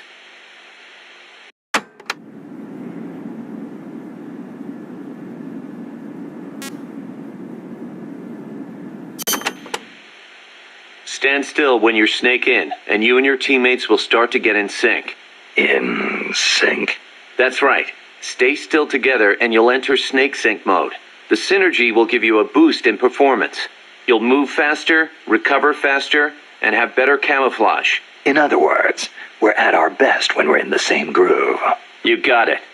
If you've got a big task ahead, can't hurt to take some time to get in sync. Like I said before, the benefits you get from snake sync depend on your camaraderie. I hear ya. It's a lot easier knowing you've got someone you know and trust covering your back. Lets you focus that much more on what you have to do.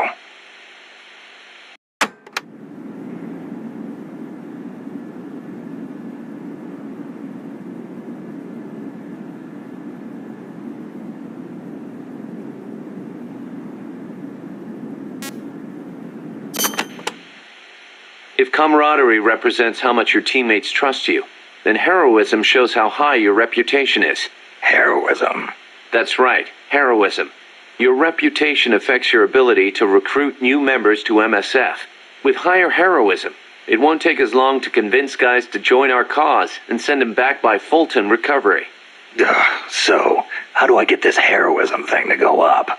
Lots of ways. Complete tough missions, avoid unnecessary bloodshed, and don't get caught by the enemy like a deer in headlights, or you'll never be heroic. Also, getting out there and attacking the enemy in co-ops will boost your reputation among your teammates. Of course, it'll get the enemy gunning right for you, too. But don't sweat it. Be yourself. Be the boss. From where I'm standing, you're plenty heroic already. Knock it off.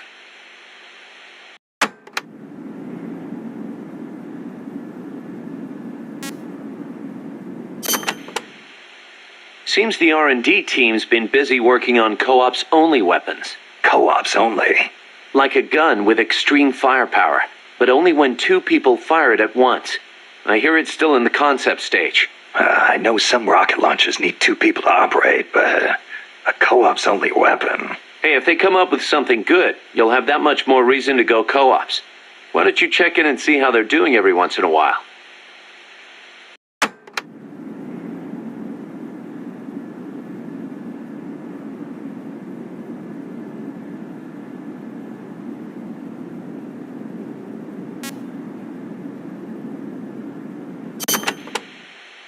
In co-ops, maintaining close communications with your teammates is crucial. Absolutely.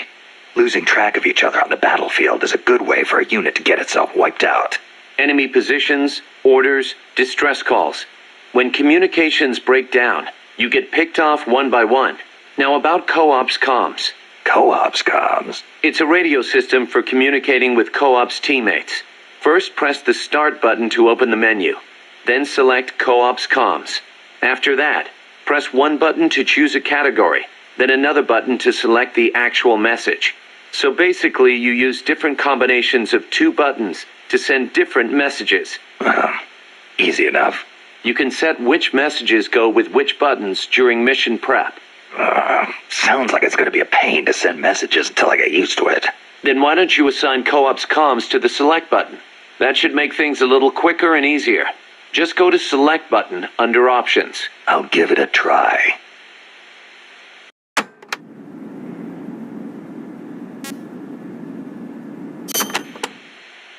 Snake, you familiar with the Japanese word kotodama? Kotodama. Unfortunately, there's no direct equivalent in English. But to keep it simple, let's call it a sort of battle cry. Battle cry, huh? Right. but kotodama is actually a deep Japanese concept. Koto means word, and dama means spirit. It signifies that words have power that affect our reality. Are you feeling okay? I guess I made it sound kind of like mumbo-jumbo, huh?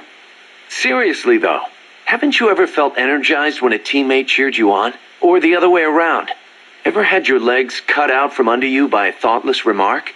Yeah, I know the feeling. Words can have a powerful mental effect on people. Same goes for co-op's comms.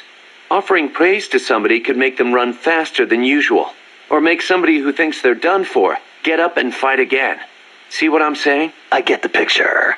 So it works in reverse, too. The powers of words are many and varied. Try using them for yourself.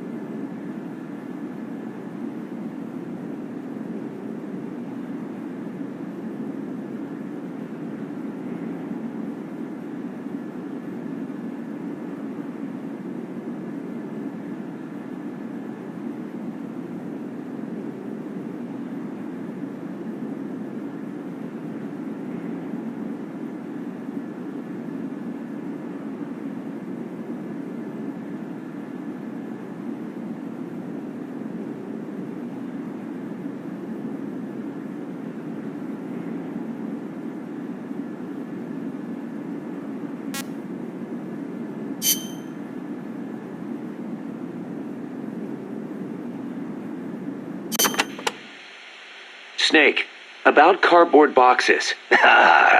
It feels kind of weird me explaining this stuff to you, but there have been a few recent developments in cardboard box technology.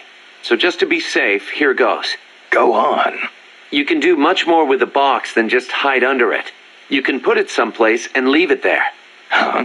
You can get on top of it and use it to reach high places, or hide from the enemy in its shadow. I like what I'm hearing so far. And that's not all. You can even put items in it and send them to co-op's teammates. Really? I never thought of any of that. Damn. Is there anything a cardboard box can't do? Every soldier should have one. Yeah, well, don't get too excited. This isn't exactly what they were made for. Which reminds me, don't you think the boxes around here are a little on the big side? You're right. I bet 2 people could fit under one box, if they packed in tight enough. They call them love boxes. Love boxes? Of course, you don't need a love box to fit 2 people inside. Any box of similar size will do.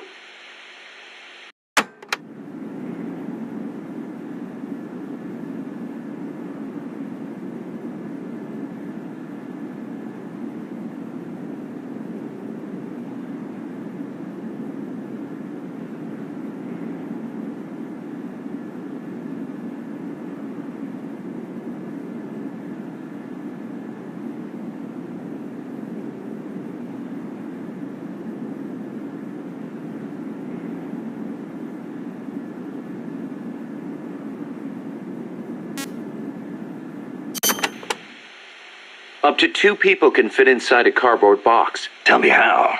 Move close to a box with a teammate inside, and an icon will appear. Then press the action button. You'll stay inside as long as the action button is pressed. So, same as snake formation, huh? Exactly the same.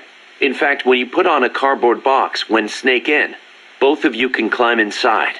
A box big enough to hold me and my buddy. These are fine times we live in, hey, Kaz? Yeah. Sure, boss.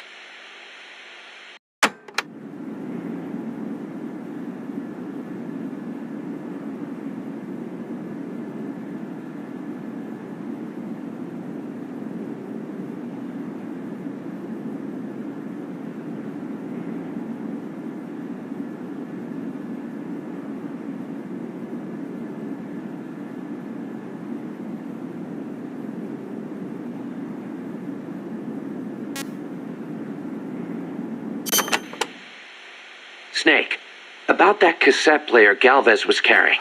What about it? That was no Russian imitation. It was the real deal. A prototype developed by a Japanese company. Get out of here. It's true. It had the Sony logo on it. The product name is Walkman. Walkman.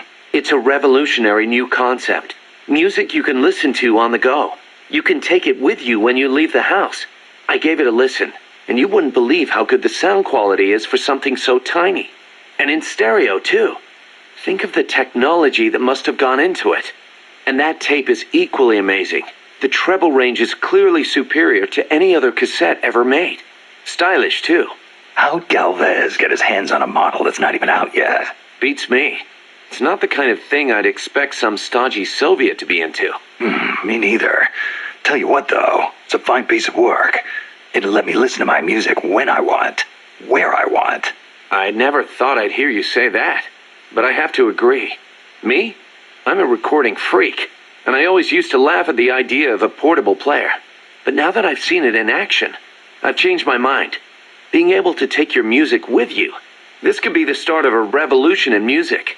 Could be. I'm having the guys at Mother Base study and analyze it. Who knows? They might be able to come up with something even better.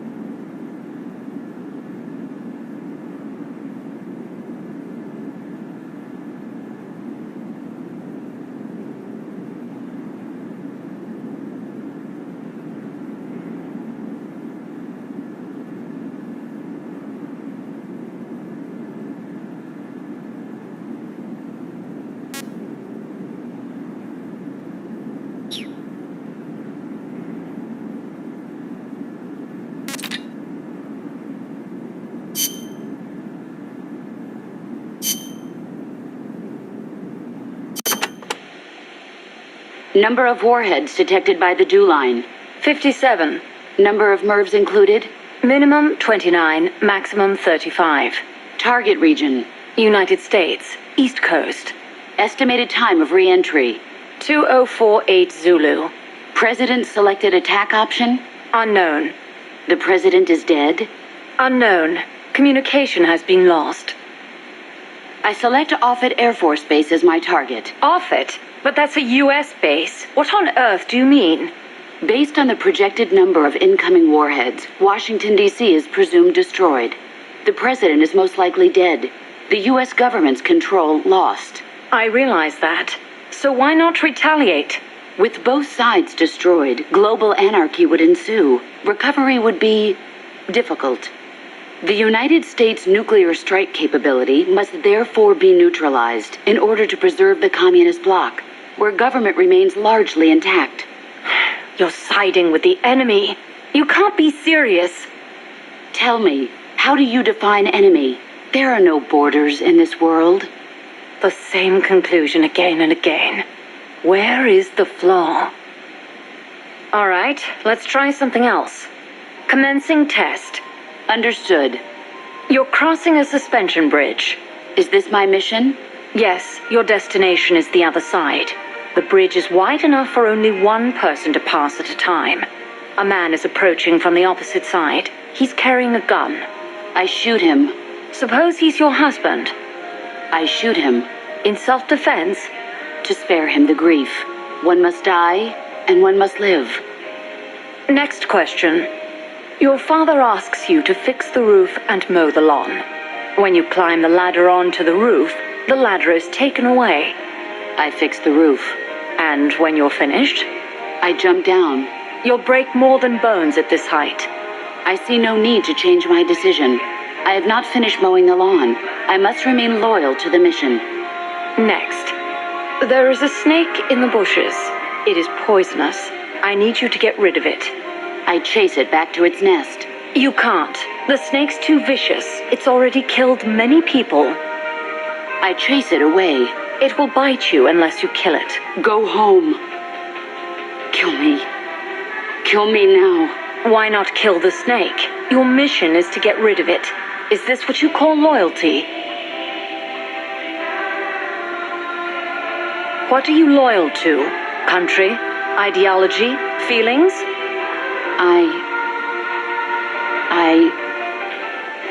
I am loyal to myself. Who's there? Who's that? Intruder!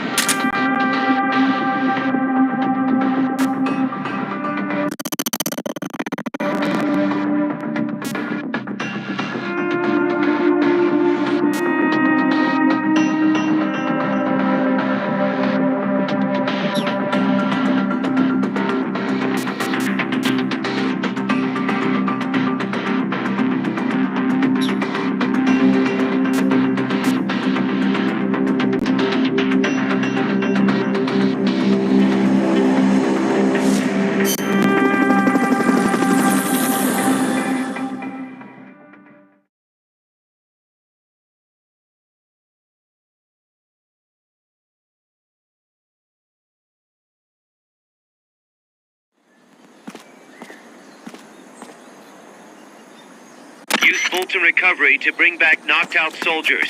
To use Fulton Recovery on a soldier, get up next to them so the icon appears, and push the action button.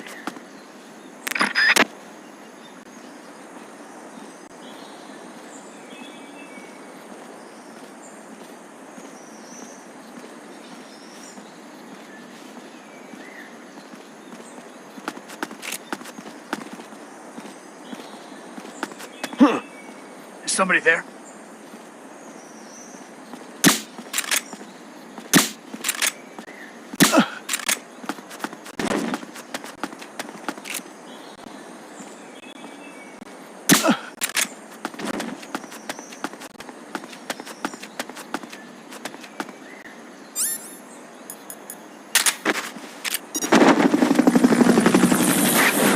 Hurry up and send those knocked out soldiers back here. Don't mess around or they're gonna wake up.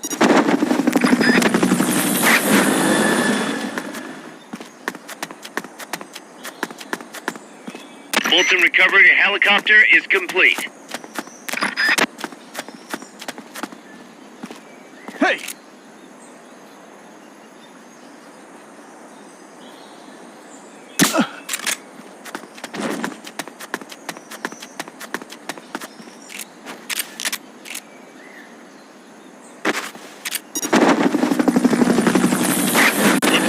Soldiers out cold. Try using Fulton Recovery on him.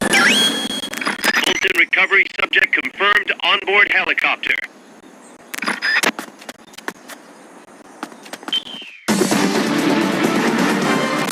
complete. The folks back at Mother Base will be thrilled.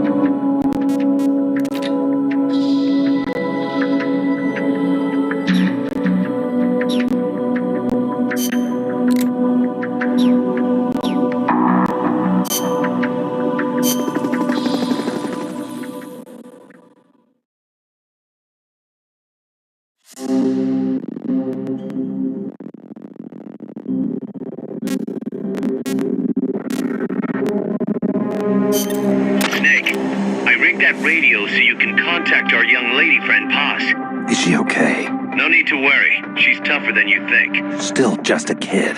Which is exactly why she could be an effective source of information. Besides, that little Angel de la Paz is the one who gave us this mission, right? I guess. I'll put her on. Snake, Paz, where are you? Ciudad Colon. A school. The teacher told me to stay here until things quiet down. Teacher? Oh, him. He's... Yeah, that's probably good advice. See, he has a radio in his room, so we can talk anytime. Pretty fancy for a teacher. Promise me, Snake, that you'll bring back peace, and... I know. I'll contact you if I find your friend. Thank you. Snake, if you need to know about Costa Rica, the geography, the climate, the wildlife, anything, just ask me. I know about its history and laws, too. We learned it all in school. Got it. I have a question. I'll ask. What? In school, I also learned that peace is an unnatural state for human society, and that war is a constant threat to our relationships with others. That's right. So, to achieve peace, we have to create it ourselves. Crying about it won't bring it about or make it last. Each one of us must go and seek it out. You won't find it without making sacrifices. No offense, but I don't know what peace is. Never felt what it's like. Never even been interested in it. Snake? Oh, sorry. Listen, Paz, I think your ideas are admirable. I hope they turn out to be right. Yeah, me too. Peace is in your name. Who better to help bring it back? Thanks, Snake. I will be here whenever you need me. See you later.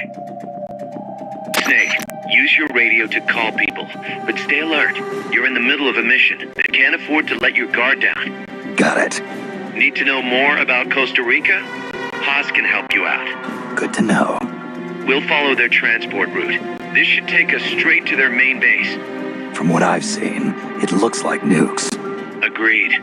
The key thing now is to confirm whether those spears really are what we think they are, and if so, why they're here. Follow the transport route. Find the nukes. That's what I'm thinking.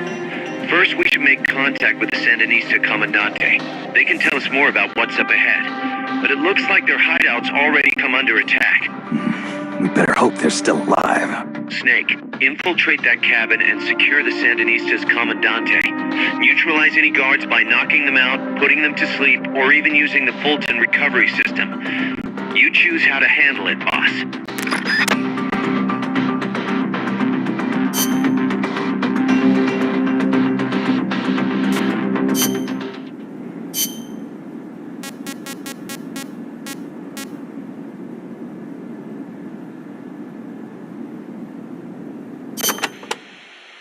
Going by this map, you've got a lot of different terrain types between you and the hut where the Sandinista Comandante is being held.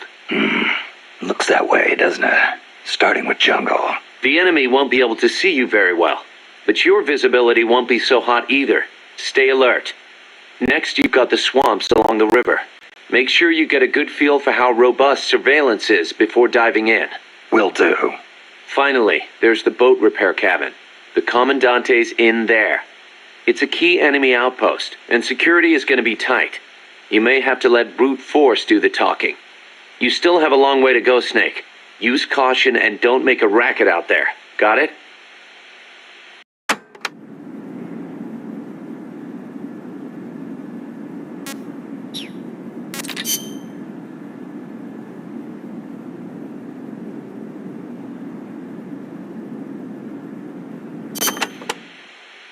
So, are you a student at the University for Peace, Paz? No, I am still in high school. But Professor Galvez lets me visit his office and study with him every now and then. International law, security, conflict resolution, human rights. We study all these subjects and then use them to build the foundations of peace. Yeah, I get it. I just never heard the UN had a University for Peace before. Oh, that. Well, to be precise, it is still being set up. They have started conducting research, but the UN has not passed the necessary resolution yet.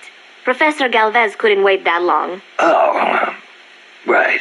Costa Rica abolished its army and has also hosted the Central American Court of Justice. It is the perfect place to build a university like ours. Don't you think?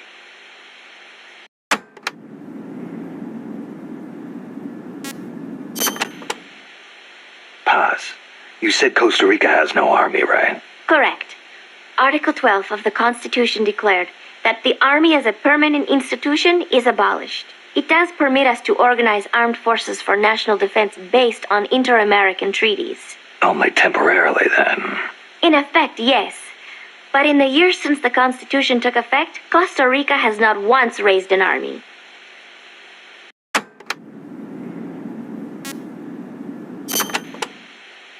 Paz, how does your country defend itself without an army? Especially in a rough neighborhood like Central America. With the right kind of diplomacy. If we live up to our ideals and earn the respect of other countries, the international community will support us. The 2 times Nicaragua actually did invade, the conflict was resolved diplomatically under OAS auspices. Doesn't that leave you depending on the U.S. after all? American influence is unmatched, it is true.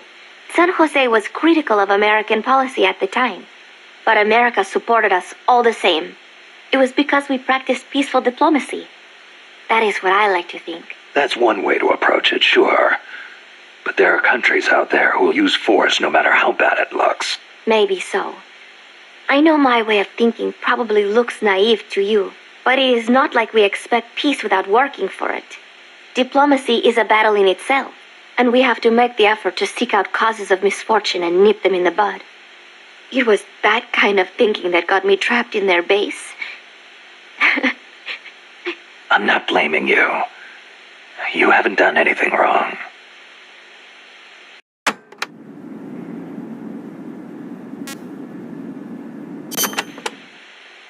The army was abolished 25 years ago, the year after the Civil War. I learned about the sorrow of civil war from a very young age, the futility of countrymen fighting each other, and the tragedy. Costa Rica learned the hard way. That is why it abolished its army. It decided to pour its efforts into education instead. More teachers than soldiers was the slogan. Education is essential, no question. Even Che used to teach reading and writing in between guerrilla campaigns. Costa Rica was poor at the time. We did not have many resources. I suppose we had to pick one or the other. The military or the schools.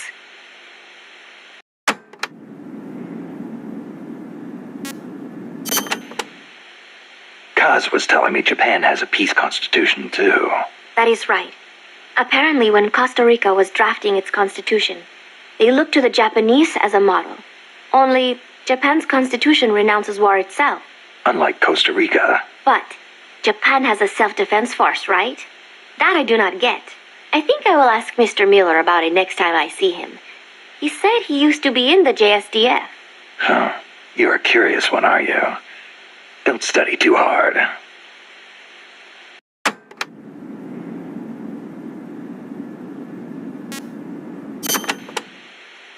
What was that you were saying? Peace is not the natural state of men. You said you learned it in school. That is right. They are the words of the German philosopher Immanuel Kant. In 1795, he wrote a book titled Perpetual Peace. Kant argued that it is precisely because peace is unnatural that we have to make it ourselves. How? That is what his book is about. Is the concept starting to sound interesting now? Not really. I belong in a more natural world. Is that so? My grandparents died in the Civil War. If only we had been at peace, they would not have lost their lives. You actually wish for war? It's not like I want to hurt innocent civilians, but if someone attacks you, what are you supposed to do? A country needs the strength to defend itself. Otherwise it faces invasion, oppression, political subjugation. If they would simply stop using force to tangle with each other, countries would not need force to defend themselves. And how would you guarantee that? Sorry, but you have to understand how the world works in order to protect the ones you love. That's not to say ideals aren't important too. They are. You are right, Snake. Thanks. Peace.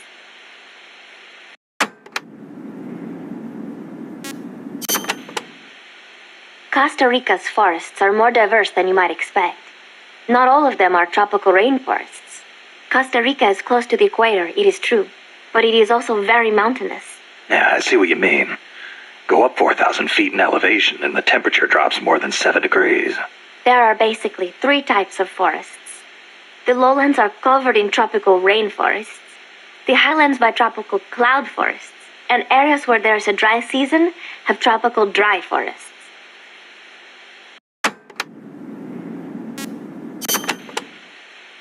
The lowlands along the Caribbean coast are mostly covered by hot, humid tropical rainforests, what most people envision when they think of jungle. The closely packed trees spread their branches out at great heights to soak up the sun. Their shade makes it dark near the ground, so be careful. Of course, with so little light, few plants can grow on the ground, so it might actually be easier to walk. So even if you could photosynthesize, it wouldn't do you any good. Photosynthesize? People cannot do that. Most people, anyway.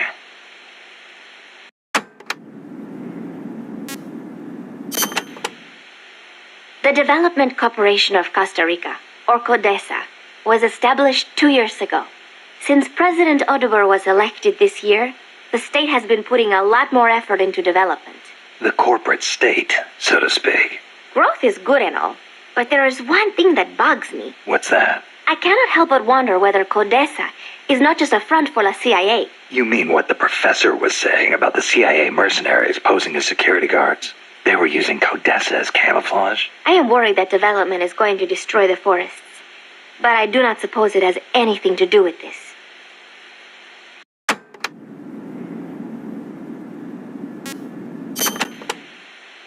This is a tropical rainforest, just like Bosque del Alba. The temperature and humidity can be brutal. El Senegal means place of mud. No, mud. Great. I'll watch my step. This area often gets flooded by the river. There are canals here and there carved out by water. Good places to hide. But they will also make it harder for you to see. Be careful, Snake.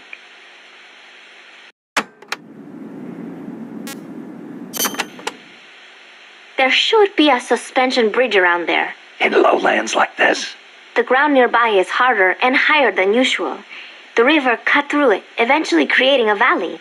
There might be another way to get across the river somewhere. I wouldn't want to run into someone on the bridge. The valley tends to be misty, so you might not be able to see the water from up there. Fall and it will leave more than a bump. I'll be careful.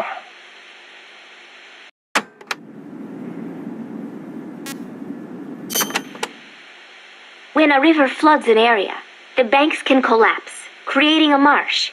You see a lot of them around here. I'll need to watch the noise my feet make in El Senegal. There is a marsh on the other side of the river, too. The suspension bridge will take you there.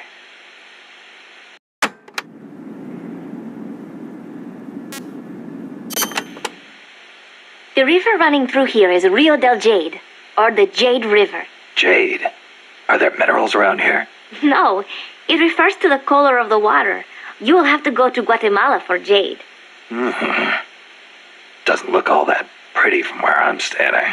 We are still in the rainy season, so the river is a little muddy. It will return to normal once the dry season starts. Rivers are an important means of transport around here. They are relatively calm, and there are plenty of canals along the coast too.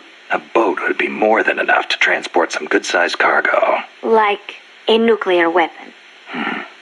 We don't know enough yet. I'll keep looking. Thank you, Snake.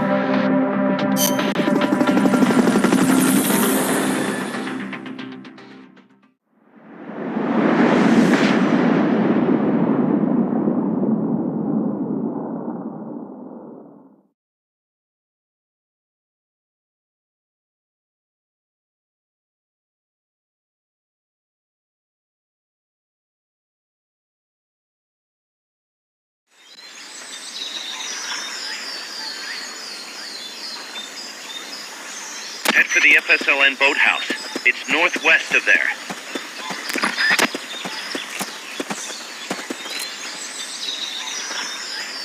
You can use the radio you just picked up by pressing the start button to open the menu window. You know you can assign the radio to the select button by choosing options from the menu window.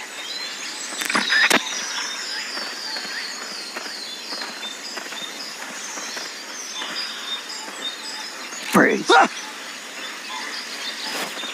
You won't have to worry about that one anymore, so long as none of his buddies show up anyway.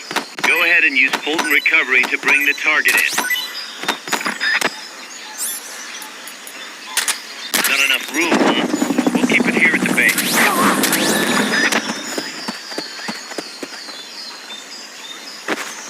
Fulton Recovery helicopter is complete.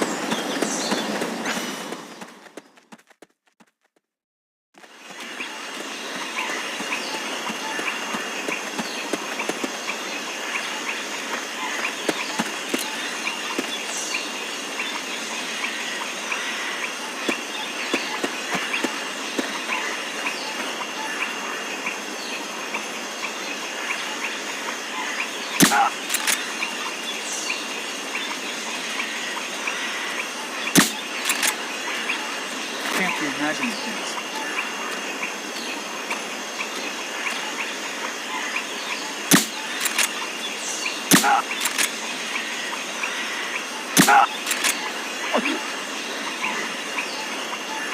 Can't be imagining things.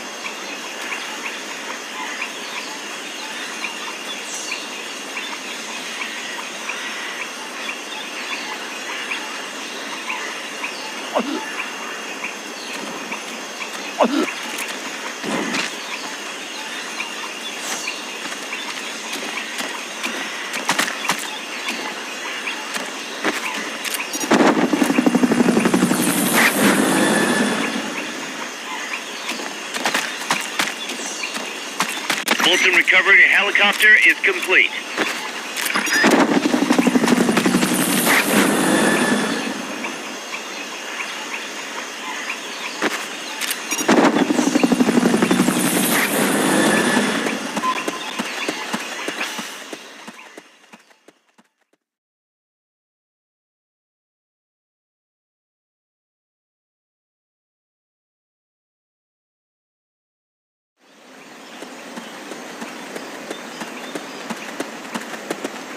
The boathouse should be close by. Neutralize the security detail and make contact with the Commandante.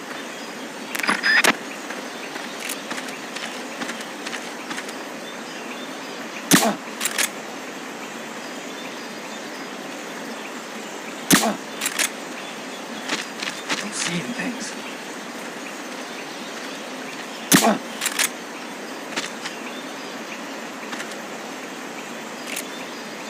I'm seeing things. What is it?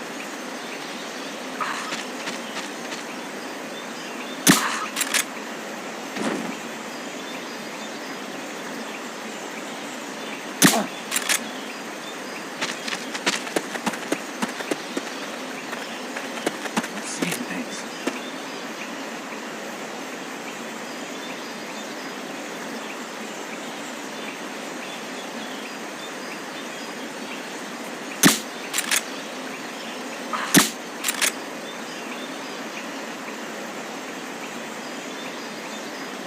I'm seeing things.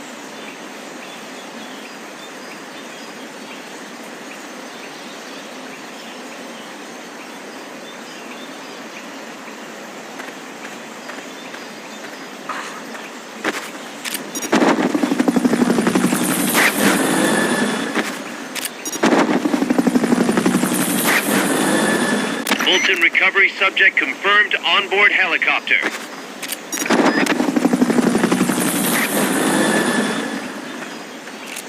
I think I see someone.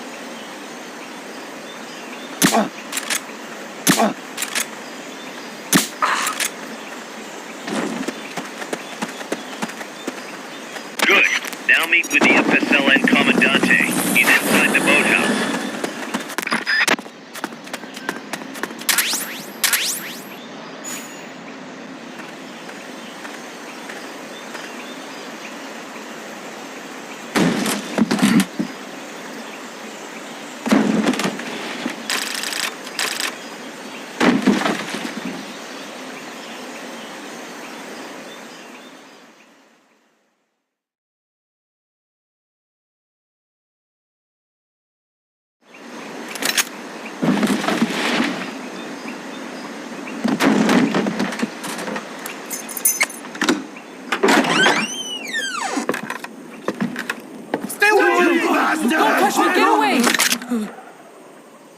¿Quién es?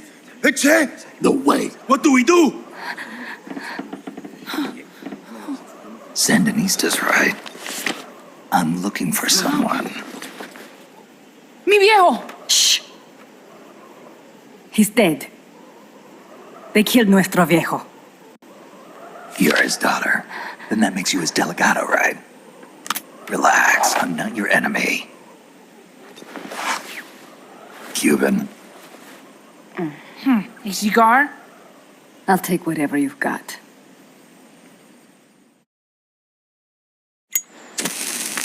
I owe you one. But I prefer cigarettes, you know. How do I look? A little like El Che, no? You Cubano? Colombiano. A photographer. I came to Costa Rica to take pictures of birds. Birds? Yeah, quetzals. You've got no telephoto lens. How do you get your shots? Telephotos for amateurs. It's all in the timing. Oh. Let me smoke Okay, too. we can talk until I finish this. Chico!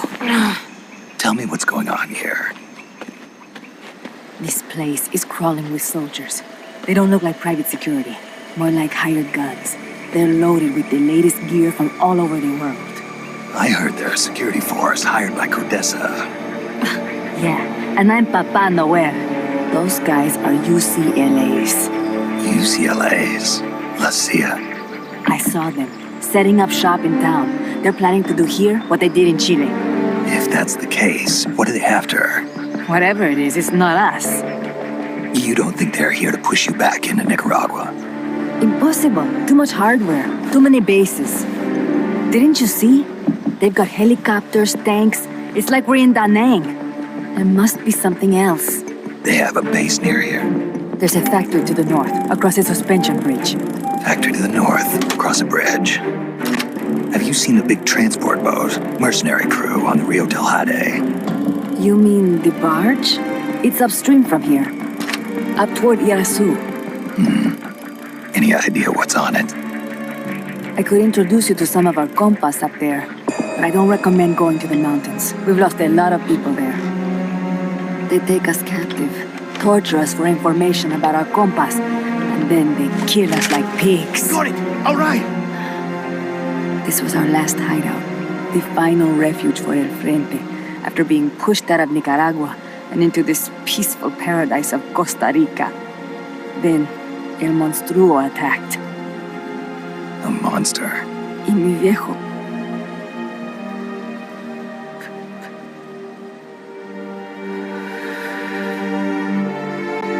Mi viejo. Papá. He was la esperanza.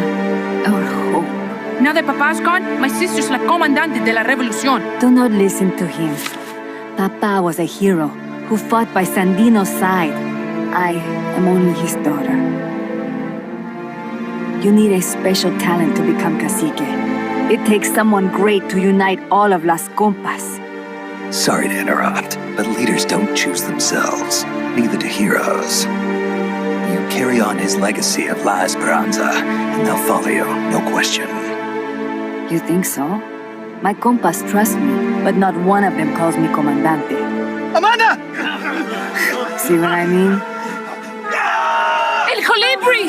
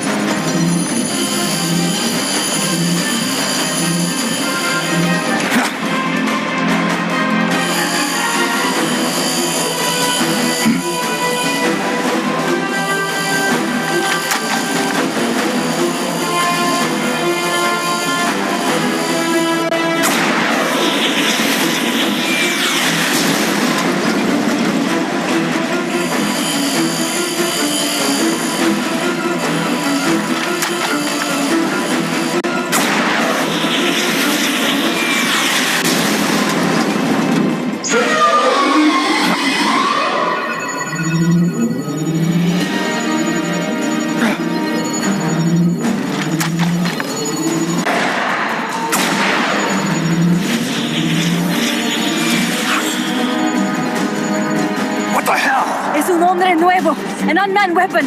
A robot! No! He won't survive the fall! Out of my way! Better for him to die at the hand of a compa than suffer their torture.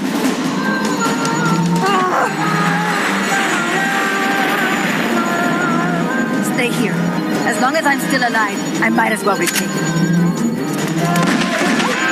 Over here! Fine, Chico! ¡Venceremos!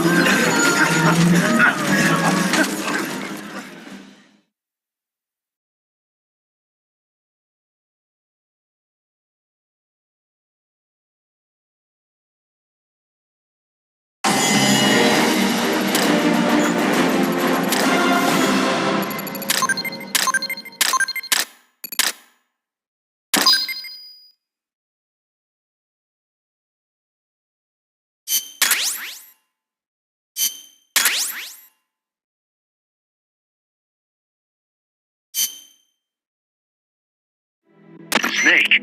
What was that thing? Whatever it was, it looked unmanned. Unmanned? I'd heard rumors, but an operational unit? What the hell is going on here? Not to quote Amanda, but the hardware they've got here isn't just unusual, it's overkill, which means one thing. It's nukes. So the question now becomes why? We can't make that call yet. We need more intel. How? Our source is dead. But his daughter isn't. Good thinking. We can follow her. Head for the next outpost and make contact with Amanda if she's still alive. Roger.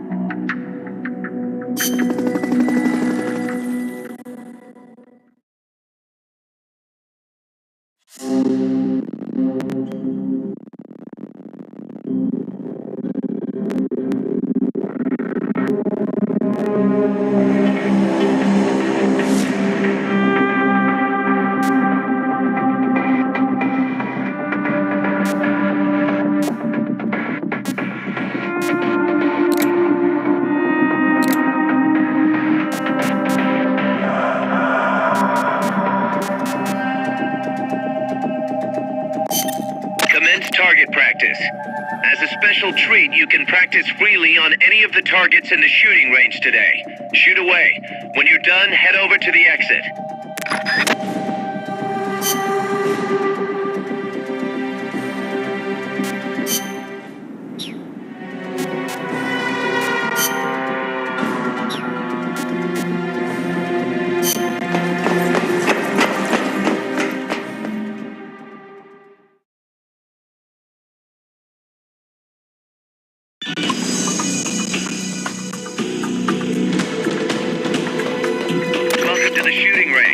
Just the place for a little target practice, huh?